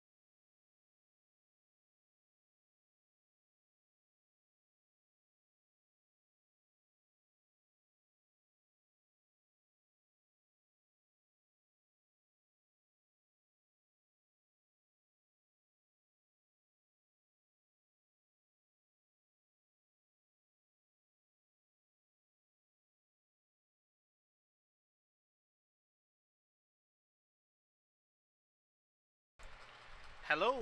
We have returned with more Girl by Moonlight Fractal Spire, our Speculate special event taking place on this channel. Thank you for sticking around if you have been sticking around. You know that we have been dealing with some stuff for a while. Suffice it to say that our good friend Ruth is nowhere to be found, and instead his avatar is present. Being remarkably nice for someone who is also remarkably stern. So yes, when last we left off, there was a knock at the apartment door. Does anyone want to get the door? To set It's the not scene, my house. Nina hides. to set the scene, I'm going to say that Siobhan and the portable fMRI are in Ruth's room, because I imagine that's where there is the most floor space. And after Ruthless made everybody welcoming drinks and set out a tray of tea, which she knew that Kat was going to absolutely refuse to touch, she retreated to the room to basically do the readings, while consulting on the phone with the person that she got the portable thing from, who is Moses for future reference. So she is currently in the room with Siobhan and co, so somebody else is obviously going to have to answer the door because Ruthless is Crystal. There's that too.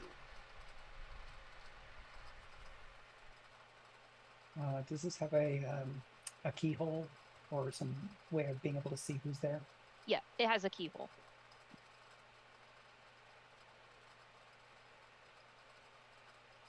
Is anybody else gonna get it? I think that's we you, don't Vic. even live here. Nina is in like under the desk nuclear safety drill position. Yeah, I'll check through the keyhole to see if I can recognize them. You see a relatively large figure in a cloak. Great. No. It looks very briefly like they, at that point in time, were attempting to pick the lock and then became, like, immediately very tense and stepped away from the door, just as you looked at them.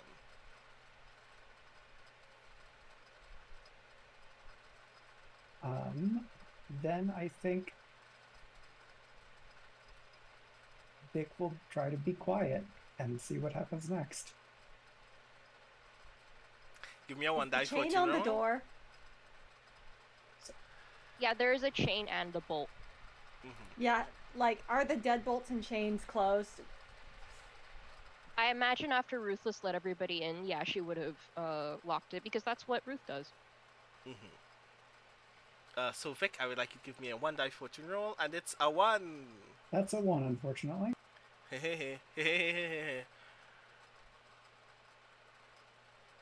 The figure just stands there for a bit, as if they're very obviously aware of of the fact that they're being observed, even though they shouldn't be. And then you see them position one of their eyes towards the people as well, and you see that the eye is not human. It looks like it's glittering, and like the iris is very faintly shifting between light and dark brown. Sorry, the person's eye? Yes, that person's eye, yes.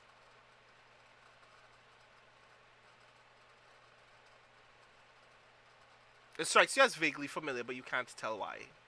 I would like to roll Analyze or Perceive to assess a potential threat to my group. Analyze.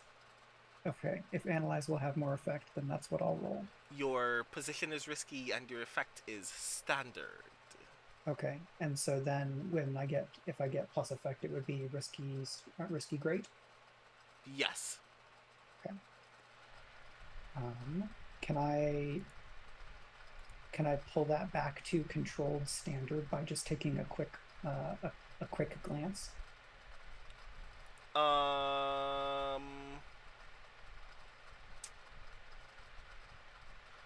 You know what? Yeah, that works, I think. Okay. So you're pushing yourself then, I presume. No, I just want to trade effect for position. Oh, right. Yes. Okay. Cool. Which I don't know that that's something that's technically in the book, but I think it makes sense. Because being able to get to controlled will give me an option to pull back if I want to. But I got a 4. And I think I will accept the controlled consequence to get the result.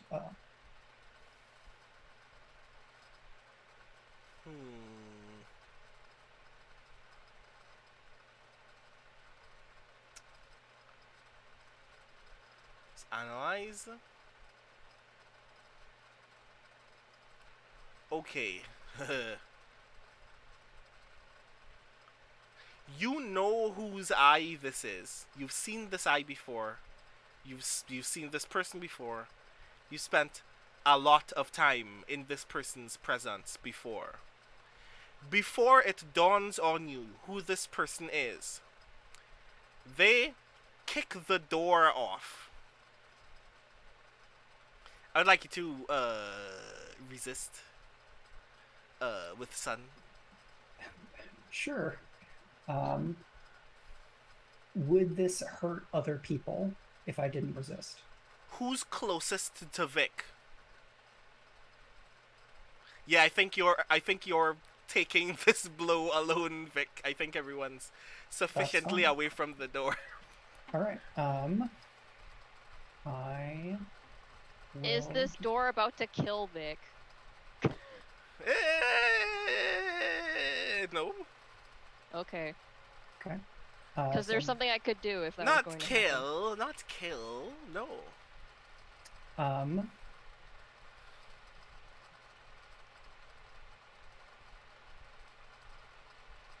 Okay. I'm just checking my various abilities. Oof. I rolled a 3 and a 2, so it costs me 3 stress to resist this thing. Okay, cool. You just so happen to be in the idle position that if you were to tense up when this door falls off, you'd just be body checking the door. And it keeps this person from, like you managed to just keep what would have otherwise been the door, like, flying all the way off and just falling to the floor, just like an inch away from its frame. As the rest of you can see this cloaked figure maintaining their center of gravity almost effortlessly while their foot is still on this door pressing against Vic, as if it requires no effort to push the door at all. Does anyone respond?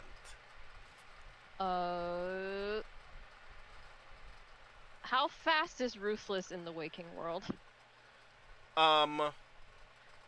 Being an avatar of the dream, you are just a bit more physically capable than most mortals would. But any attempt to perform a skill, any attempt to perform an action, with that ability will drain 1 point from your transcendence check. Okay. Ruthless hears violence. Ruthless wishes to indulge in either violence or just the sheer indulgent act of being in a fight. So Ruthless is going to go there and yank the person in and get to it, I guess. Okay, cool. I would like you to give me a defy roll. Okay. Your position is controlled. Okay. And your effect is standard. Is there a poison promise here that I can take? I do have a poison promise, don't I? What is this poison promise?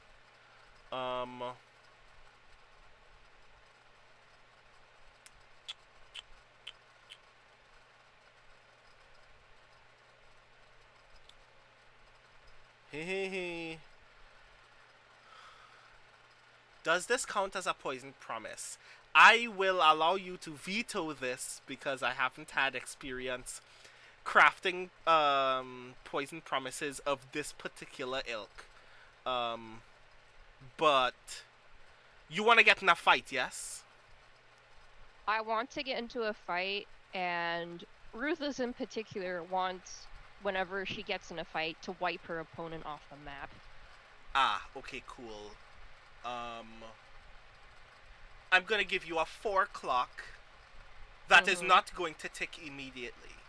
Okay. Called, this fight is taking too long. When it completes, you're going to suffer harm. Okay. That sounds perfectly fine to Ruthless because because it's not Ruthless's body. it's not Ruthless's body, and also Ruin is just good. Ruin is good.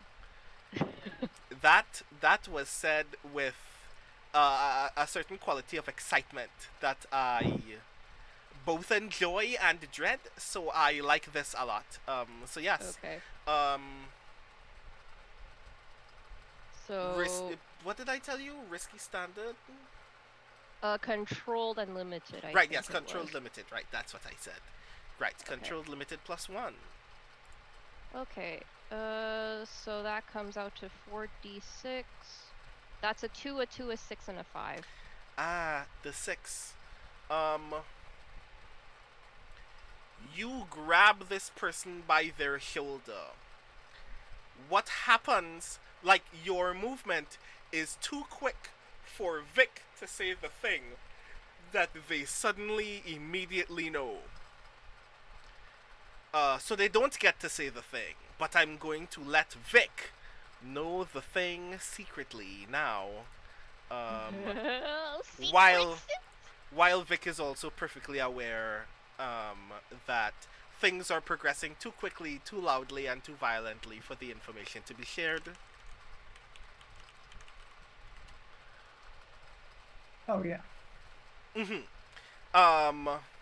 Right. You pull this person in. You pull this person inward. And the very first thing that they try to do is chop you in the neck. Are you just gonna take that?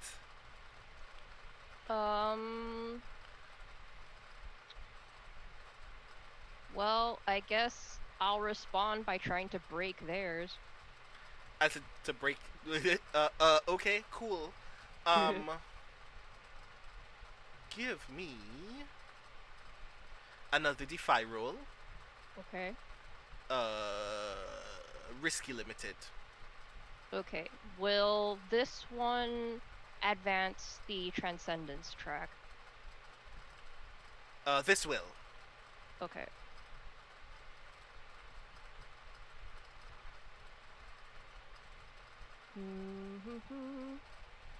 That's a 5, a 1, and a 1.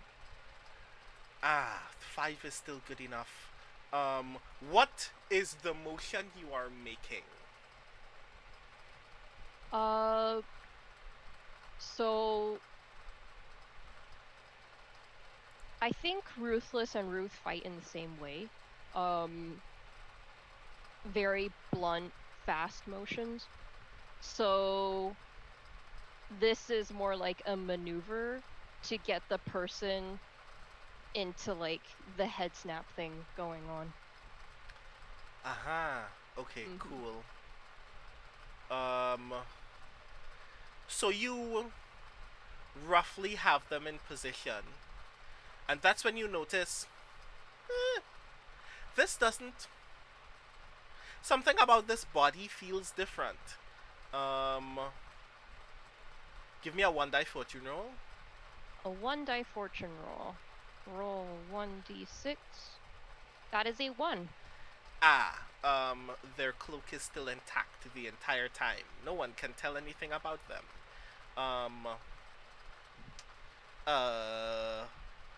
While this fight is happening, is anyone else doing anything, or are you just kind of watching agog as a fight breaks out in the apartment? Vic, yes.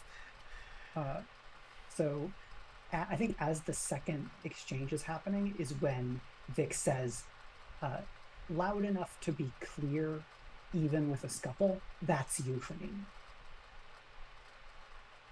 The minute that you say that, the figure responds by leaping backward as if to force Ruthless's body to collide with a nearby wall. I would like you to give me a resist roll. Okay, I guess When that would Vic be... says that's euphony, Kat jumps up because now she'd like to get a punch in too. Thanks. Resistance, so I'm guessing that's sun, right? Yeah, that's sudden. Cool. Roll 2d6. That is a 5 and... Oh, a 1 and a 4, so I take 2 stress. Okay, cool. They don't hit... You do, like, come into contact with a nearby wall and, like, jostle a bookcase nearby, but not at the velocity that it would cause any pain to you whatsoever. Kat, are you really gonna swing? Yeah, she's not going to be effective because Kat's got arms like wet spaghetti, but we'll see what happens. Right, so... mechanically, there is no way... Like, mechanically, there is an effect that is called none. But once something has no effect, you do not actually perform an action. So I have to give you at least limited. I feel like this is going to be a defy, which I have 0 dice in. This is a defy at desperate limited. I have a poison promise for you. I'll hear it.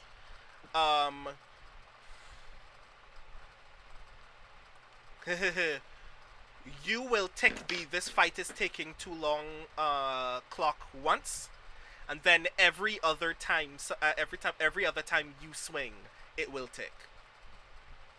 And what do I get in exchange for that? Just 1 extra die? Just the 1 die. Presently, the only person who will. Honestly, I'm fine with that. Okay. This fight was already, in standard fight terms, like, this fight is already taking too long if Kat has enough time to get up and get in there. Ideally, you don't want combat to go for more than about 15 seconds anyway. Yeah, pretty much. Right, so... Stamina is the problem more than strength after all. Desperate limited. Well, for Kat, the problem is strength. For everybody else, it's stamina. So That's going to be 3d6. A 3, a 4, and a 6. Wait, do you have but any... we have to take the lowest, don't we? Yeah, if you didn't have dots in defy, then you're only supposed to roll the 1 die. Oh, oops. I'm gonna give you the mulligan. Just roll 1d6 for me. Yeah, I thought we were taking the extra die. And that would get tacked onto the... Oh, that's a 1! Yike. So this fight is taking too that long. Was Clock still predictable. ticks. You swipe and miss. Too much action is taking place in this area for you to actually hit anything. Nina, Vic, what do you do? Nina, at this point, now hearing there's euphony, realizing that everyone's fighting, is gonna jump up and be like, "Stop it! What are you doing? You're gonna hurt each other." I'm laughing because that's a little bit the point. As the player, I'm laughing. As Nina, I'm horrified and trying to get everyone to stop.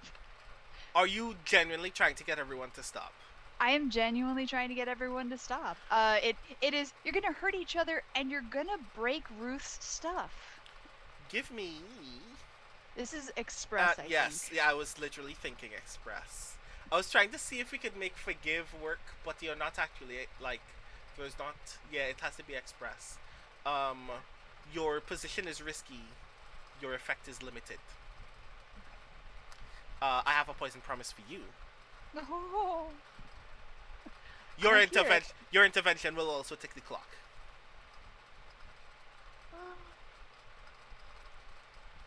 And what will that do if I take the poison promise? It'll raise me to risky. You can either take one extra die, or it will put you at risky standard.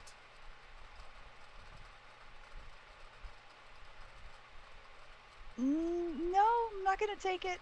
So risky limited. Let's go. Let's see what happens.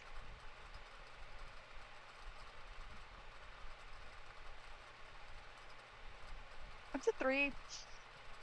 Nobody's listening to me. Yeah, no one hears you. Too much jostling is taking place. I think some plates are breaking somewhere, like some small glass trinkets on a bookcase somewhere have fallen to the floor and stuff, and no one has heard you speak. Vic, what do you do? Okay, Brandon. So I have 2 ideas. One of them is mundane, and one of them is ridiculous. So the mundane plan is that Vic interposes themselves, and using what they know of how both Euphony and Ruth fight, disentangle them. The ridiculous idea is that Vic pulls out a bit of mirror, grabs them, and pulls all 3 of them into the dream. I want to try the ridiculous one. I would like to do this with Defy or Express. What do you think about that? If it were express, what are you expressing? Not here. I like that. Which would you prefer, Defy or Express? Let me double check my sheet. So I have 2 in Express and 2 in Defy. I have a Transcendent in Express, but unless I can transcend in the mortal world to do this, which doesn't seem likely, I think Express and pulling people all out of the dream feels like an appropriate level of power escalation. Yeah, that works. I will give you it with the Express with 2 dice. I have a poison promise for you. What would that be? Your intervention also ticks this fight is taking too long clock. Which is at what now? It's presently at 1 of 4. 1 of 4. I'm fine with that. What do the rest of y'all think? I think that's okay. Do it. Okay. Then yeah, I will take that. What is my position and effect in doing Your this with position. Express? Your position is risky, but your effect is standard. Can I actually throw an assist here? I mean, you're literally in the fight. I think you can. Because Ruthless, once she sees the mirror, her face splits in the widest smile, and she'll basically heave Euphony into the mirror too. Aha, so you want to perform an action as your assist? I mean, that would be the context of the assist. Well, yes. Well, okay, right, yes. Because the full context is that Ruthless is in full indulgement in ruin now, because in her mind, now she gets to do what she's always wanted to do.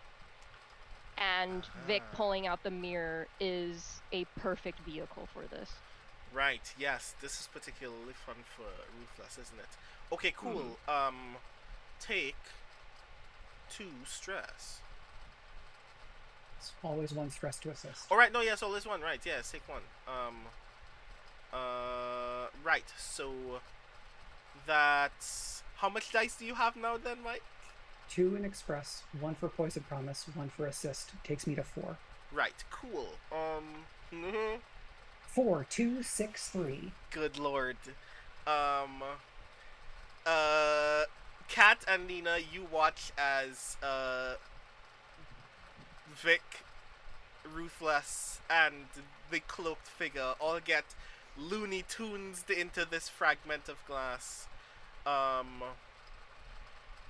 turns to Nina and says, "You know, I really feel like I'm not taken seriously as a combatant in these situations. Remember the thing with the mannequins? And the thing in the club?"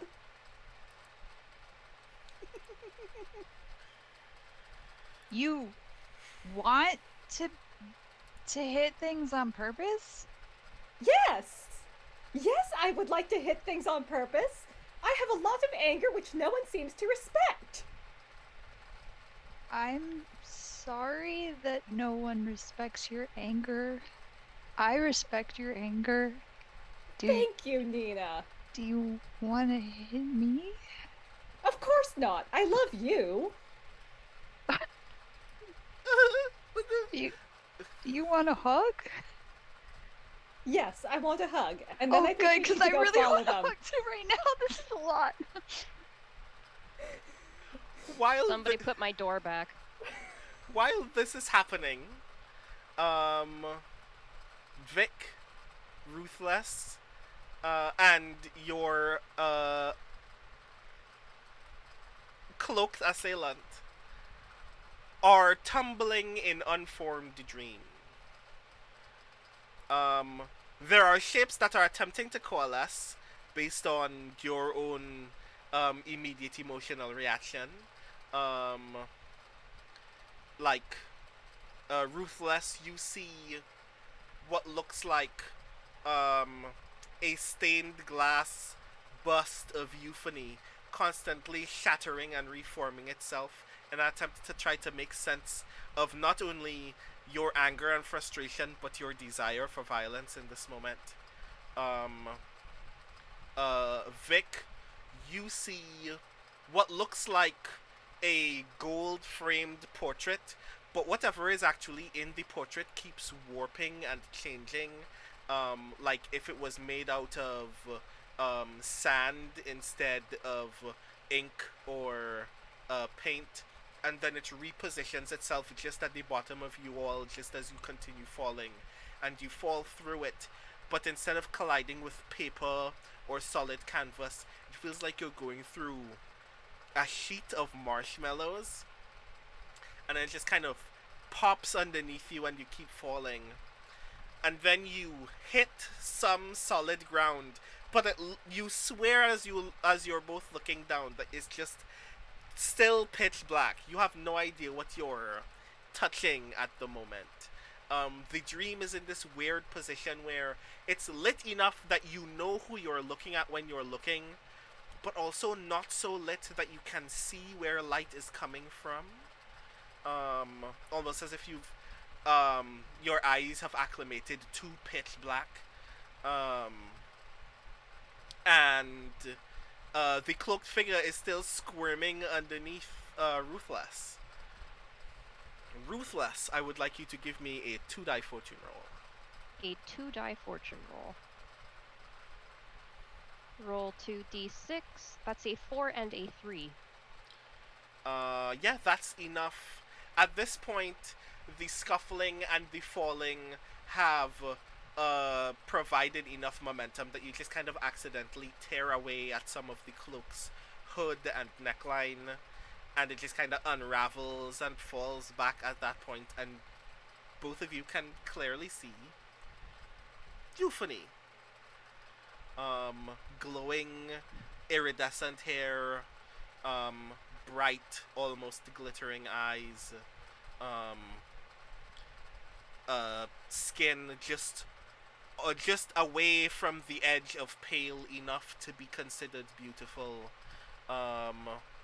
They're wearing a pink spiked leather jacket underneath the hood, but the rest of their clothing is still covered in the cloak. And this is Euphony as we knew them, not one of the constituent people. Yes, that makes up Euphony. This is the This is the constituted euphony as a result of the end of season 1. This is you witnessing euphony as a complete being. So, does Euphony seem to recognize us?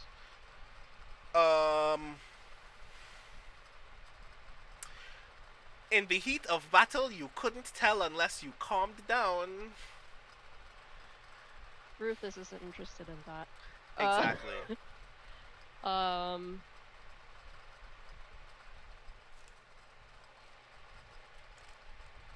But yes, this person looks very much like the complete euphony as you have known them.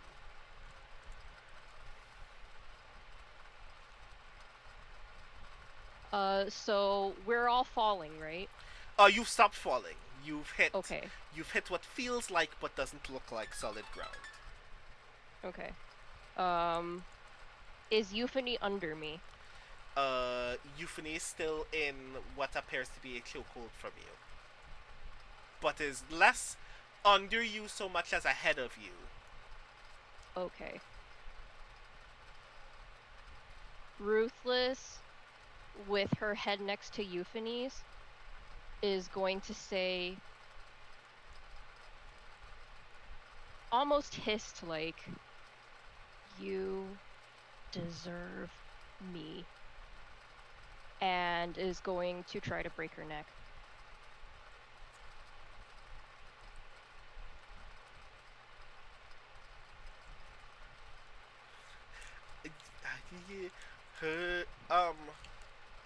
Please give me an express roll. I mean, I'll still take defy, but I think because you stated that that's express. Your position is desperate. Nope. Okay. Nope. Your position is risky. Is there a poison promise here that I can take? This fight is taking too long. Clock is presently at 2:04. Yes. Mm-hmm. It will tick again.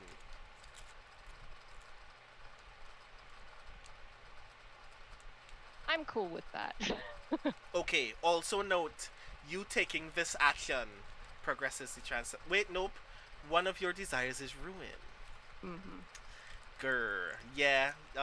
You're still gonna be transcended for a while. Cool. Right. So the clock is now at 3:04. Mm-hmm. And I'm rolling express. Yes, you're rolling express +1. Okay. That is a 1, a 4, and a 3. Hey.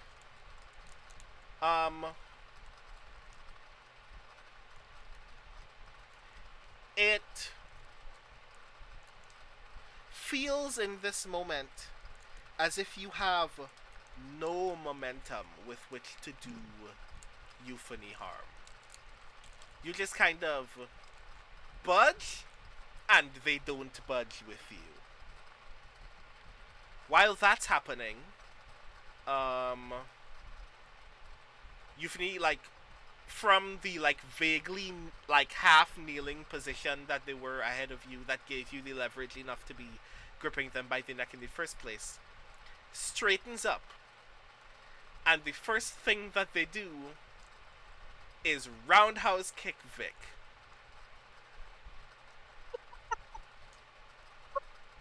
Are you gonna take it, or are you gonna resist?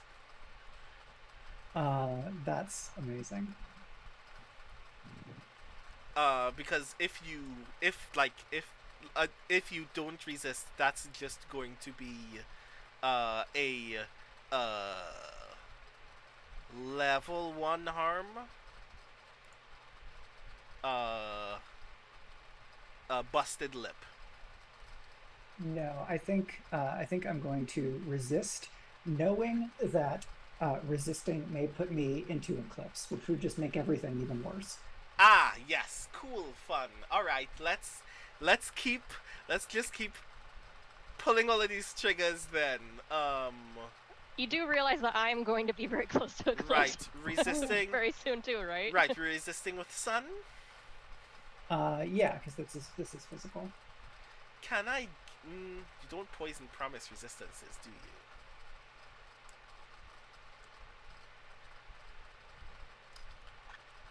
3 and a 4, so it costs me 2, and that puts me at 8 stress. Okay. So how do you physically resist this? Do you get out of the way, or do you just kind of take it?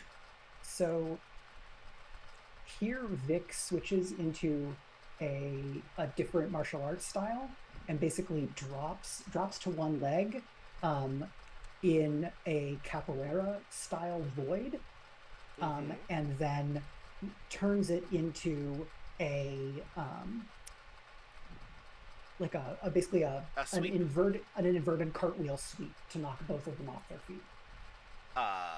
Okay.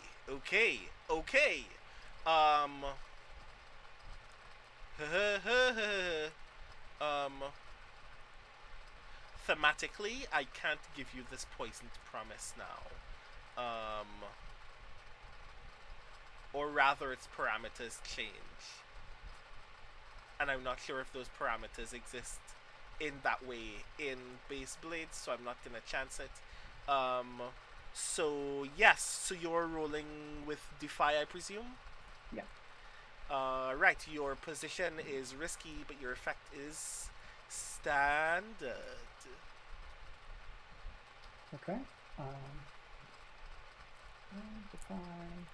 Risky, standard. 2d6. So actually roll.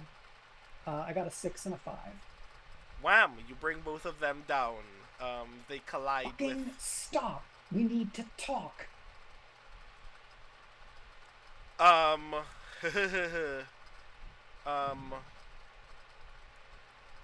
Ruthless, give me a 1 die fortune roll. Okay.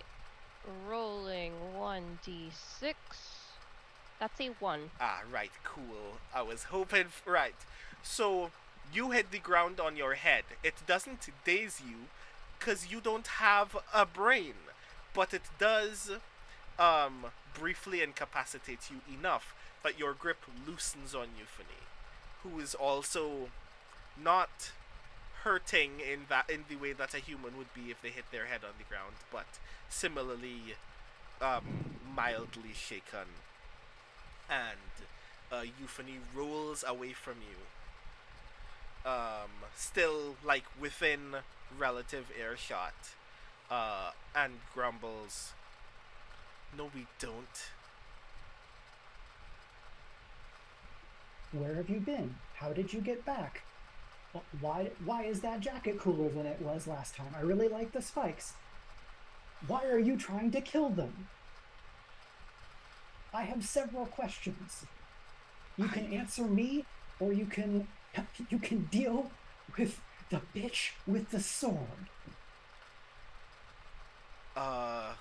You think you can take both of us? Euphony, like, kneels upright and kind of hisses at you. I have questions too. I don't even know why I'm here, or how I could get out, or why it's just me, or why I had to come back to the real world and realize that the other one's apartment had already gone up for sale and there was nowhere else for me to stay. I don't need any of this. I don't need any of this dream weirdness from you all. Alright? We were supposed to be free. Then do us a favor and walk off the pier when we get back into the waking world. You think you're hot shit, don't you? I remember 6 months ago when you could barely make sense of the world that you already knew. When everything was a fight and you were losing. And you're mad at me? You should be mad at her. And they turn to you, Vic, and say, you both should. Because I definitely am. You want to do the conspiracy's business for it then? You want to do what Dreamshine wants to do?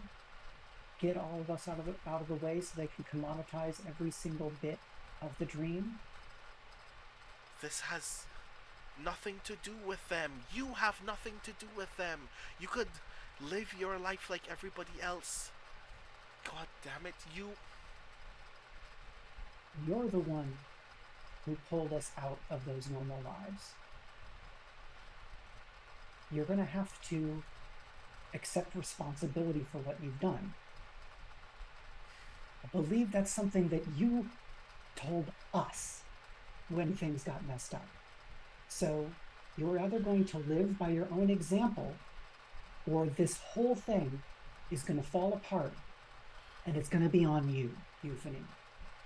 Because we've kept fighting when you were gone. We looked, and we kept going, and now you're here and you're a problem instead of a solution.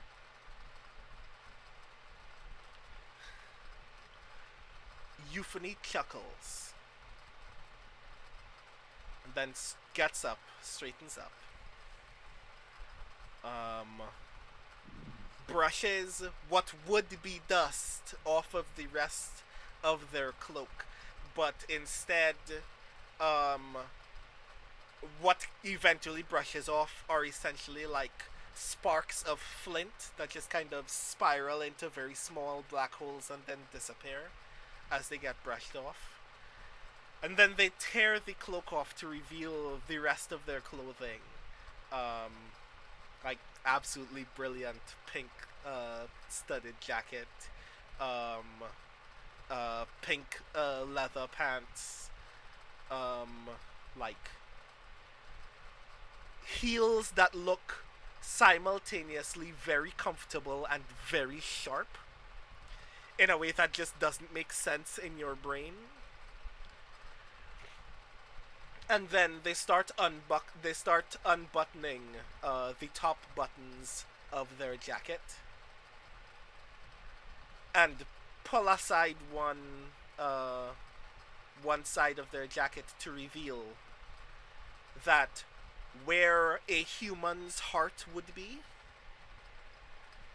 there is now a large hole that is leaking dirt.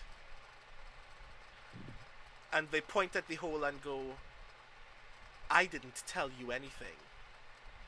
She did. And that's where we're going to end tonight's session of Grilled by Moonlight Fractal Spire.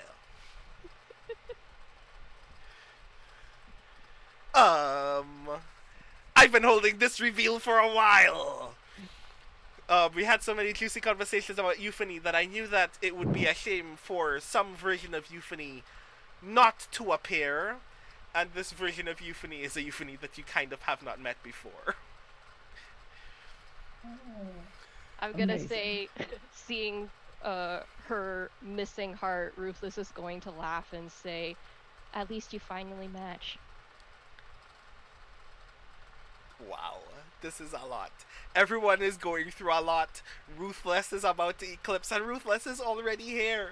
Like, Nina what and Kat happens sitting in the on the house? couch. Just Nina and Nina Kat and Kat sitting aren't in going the through apartment, much. not noticing that absolute mayhem is taking place in the dream. No, we right have now, a plan. Nina and Kat have called Dice, and he is re-hinging Ruth's door while they eat snack cakes and just watch. Yep. Yeah? Kat made him take his shirt off. Okay, cool. Noted. Did Kat say, Ruth might come out of the mirror anytime in order to get him to take his shirt off? Absolutely. Oh, Lord.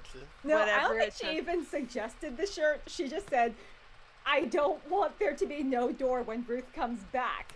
And Dice immediately took the shirt off and started flexing while he hammers. No, yeah, there are qualities of Hold on. gullible that I think Dice leans Nina's into sitting on very the couch heavily. like this. Like I think it's easier to get Dice to take his shirt off for no reason than it is to tempt him with the idea that Ruth would want to see that. I think for all the gullibility that is inherent in Dice Calandrine, he knows Ruth better than that. even when he doesn't know Ruth at all. Oh, he's not dumb enough to think that Ruth wants to see it. Yeah, He just not thinks yet. that, you know, if I get him used to this sight, it'll be useful later. Yeah, that makes sense. Ruth has been seeing this person shirtless in fights for like 3 years. Yeah. If it's not going to If it hasn't kick worked yet, in, it's not going to ever. persistence is the key. But yes, how do you all feel about everything that has presently transpired? Ruthless is a lot, huh? You're telling me. Yes, I am. I love that we have two characters, one stress away from Eclipse, and we haven't even started the mission yet. Yeah, you all still have down times. Thankfully, Nina has a lot of social links to spend. So Yeah, we're gonna, but at some point you're pull gonna y'all need to back from the earn brink. some more. Nina also has one more downtime action. And everybody else, yeah, everybody else still has one? I have 2 still. Yeah, well, everybody still has their did 2, I I even mean. use mine? No, yeah, everybody still has their 2, right, yes. So yeah, I'm very excited to see what happens next time, because our next session will obviously be giving you room for downtime and attempting to catapult as quickly as possible into the next mission. While all of this is happening. So until that next session occurs, I should ask you all to remind all of the lovely people in chat who you are, what you do, and where people can find you. Starting with Mike. Hey everybody, I've been Vic Sains the Guardian. I am Mike Underwood. I write as Michael R. Underwood. I'm one of the co-hosts to Speculate with Brandon and Greg, and I will be GMing / being the dancing master for our Court of Blade series Valorword this coming Friday the 19th, going live at about 8 p.m. Eastern, aka 5 p.m. Pacific time. And we will have our first errand as we assemble the group, and I'm very excited for that. You can watch it right here at twitch.tv/Arvanelleron, or catch it later on YouTube at youtube.com/Arvanelleron. That's me. Next, Valerie. I have been Valerie Valdes, that is with an S if you are listening later. I am the author of Fault Tolerance, which just came out. You can please to buy it. Thank you. My cats will appreciate. You can also catch me on Twitter at Valerie Valdes and on Twitch at The Kids Are Asleep, which is when I play video games. Tomorrow night is Hades. Ooh, more Hades shenanigans. That sounds like fun. Next, Jeoi. Hello, and soon goodbye. Yoi going Lin, he, they pronouns. Tonight I have played Vermilion Jingwei Ruth, who wasn't actually Ruth at all, in this session. So that was interesting. You can find me at This Is My Design on Twitter.com. That is spelled capital D ASEIN. It is a philosophy joke and Hannibal pun. Nice. And last but not least, Iori. Happy time zone, friends. Kusano Iori, they, them pronouns. Find me on Twitter at Iori Kusano. You can fight me on Master Duel. My duelist tag is in the chat. Thank you, Mike. You can also find me co-hosting Righteous Kicks, the Kamen Rider podcast, with our wonderful GM, Brandon. See you around the internet. Yes, I also do that. All of these strange friends, I like spending all of my time with them all the time, everywhere, always. As for me, I have been your humble stage manager this evening, Brandon O'Brien. Pronouns he, him, or they, them. You can find me almost everywhere on the internet at The Rising Tides. I have a poetry collection out. It's called Can You Sign My Tentacle? As of the present moment, its 1 year anniversary is in 6 days. And I have a lot of feelings about this weird, silly little book. And you can not only still get your hands on it at your favorite bookstore or by checking out Interstellar Flight Press, but if you're coming to Worldcon, I will have copies with me, and I will be signing at the Interstellar Flight booth at Worldcon. So if you want to hear me have lots of very interesting feelings about Black speculative poetry, hear me read from the thing at my open mic that I will be having at Worldcon, or see me engaging in all kinds of other shenanigans, definitely check out Worldcon. Several other members of the cast will be attending virtually as well. I know that Valerie will be attending virtually. I think that Greg will be attending virtually. So whether you are on a plane or on the internet, please do the thing, and continue supporting these strange friends as we continue all over the internet. So I think that's it for us for now. A reminder that we will be doing our other Speculate game, Valorword, very, very soon, this coming Friday, in which Greg and I will now be switching positions where Greg will be our GM or dancing master for Court of Blades, and I get to play instead.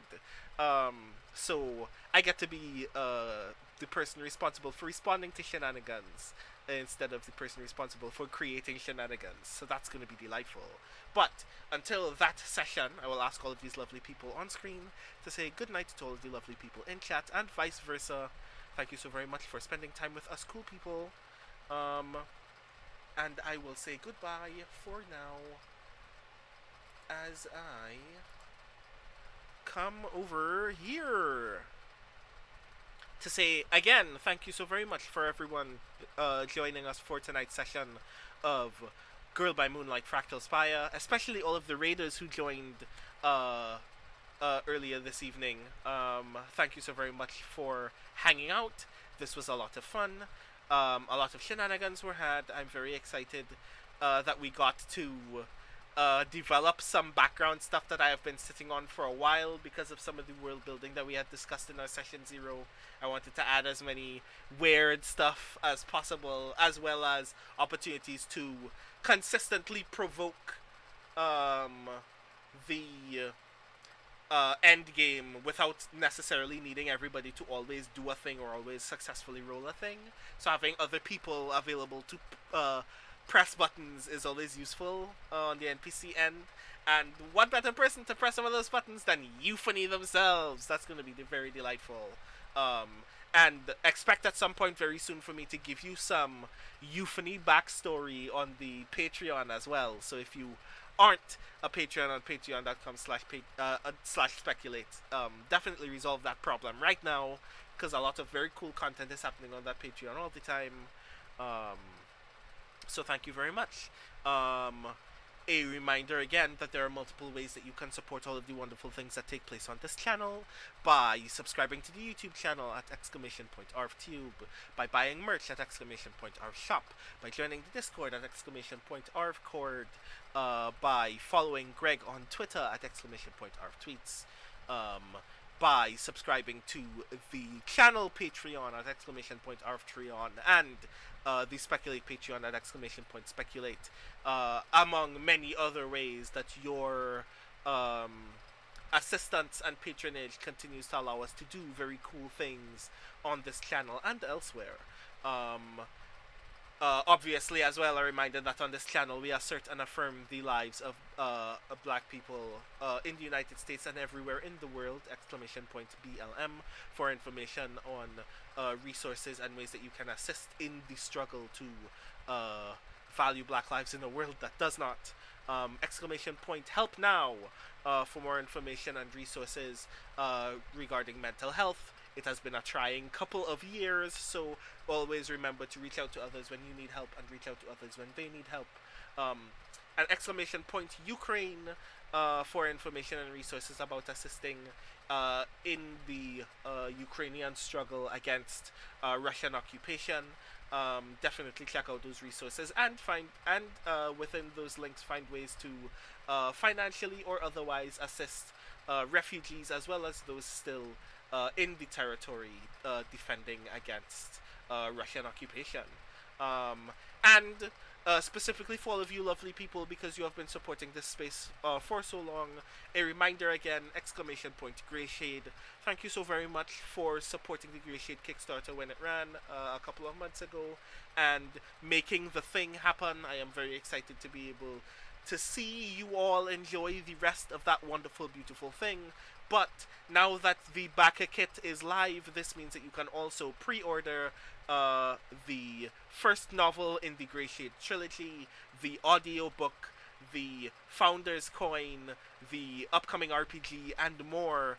So if you missed it or want to add something when your eventual survey goes live, if it is not already live for those who already backed, if you want to add something to your pledge already, or if you haven't backed or want to share the news with people who still haven't backed or didn't have an opportunity to back in the early stages, definitely check out the backer kit, share that with other people so we can continue to spread the good word of Argoth, which is not the good word, which is the entire point of the book, but you will find that out when you read the book, because the book is rad.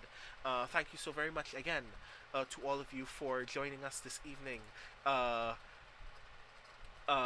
Another lovely thanks to our mods first and foremost, to Arvan Elrond first and foremost, for giving us the opportunity to have this content on this channel, alongside the mods Turbo Tango, Trifidi Mats, Arudel X4. Thank you so very much for being, as Greg always refers to, the best mods in the business, hands down, undeniably.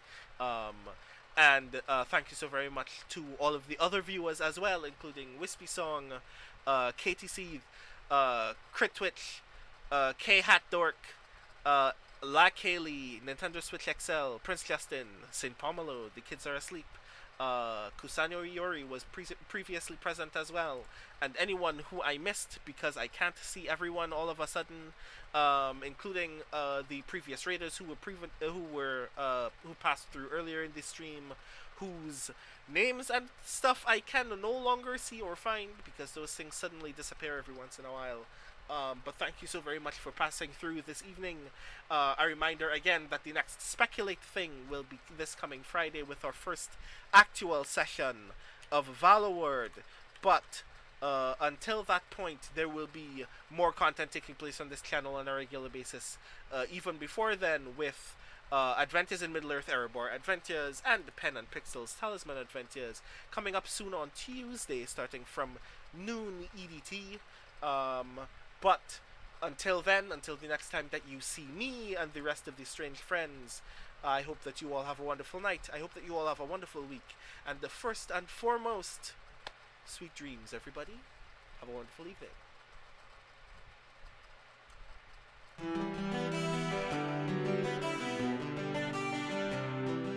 So here are all of my encouragements for you all to make terrible decisions, as I am the GM. Ash has a crossbow bolt in her side, 0 dots in skirmish, and 0 dots in wreck. And I'm so excited to see this get even worse.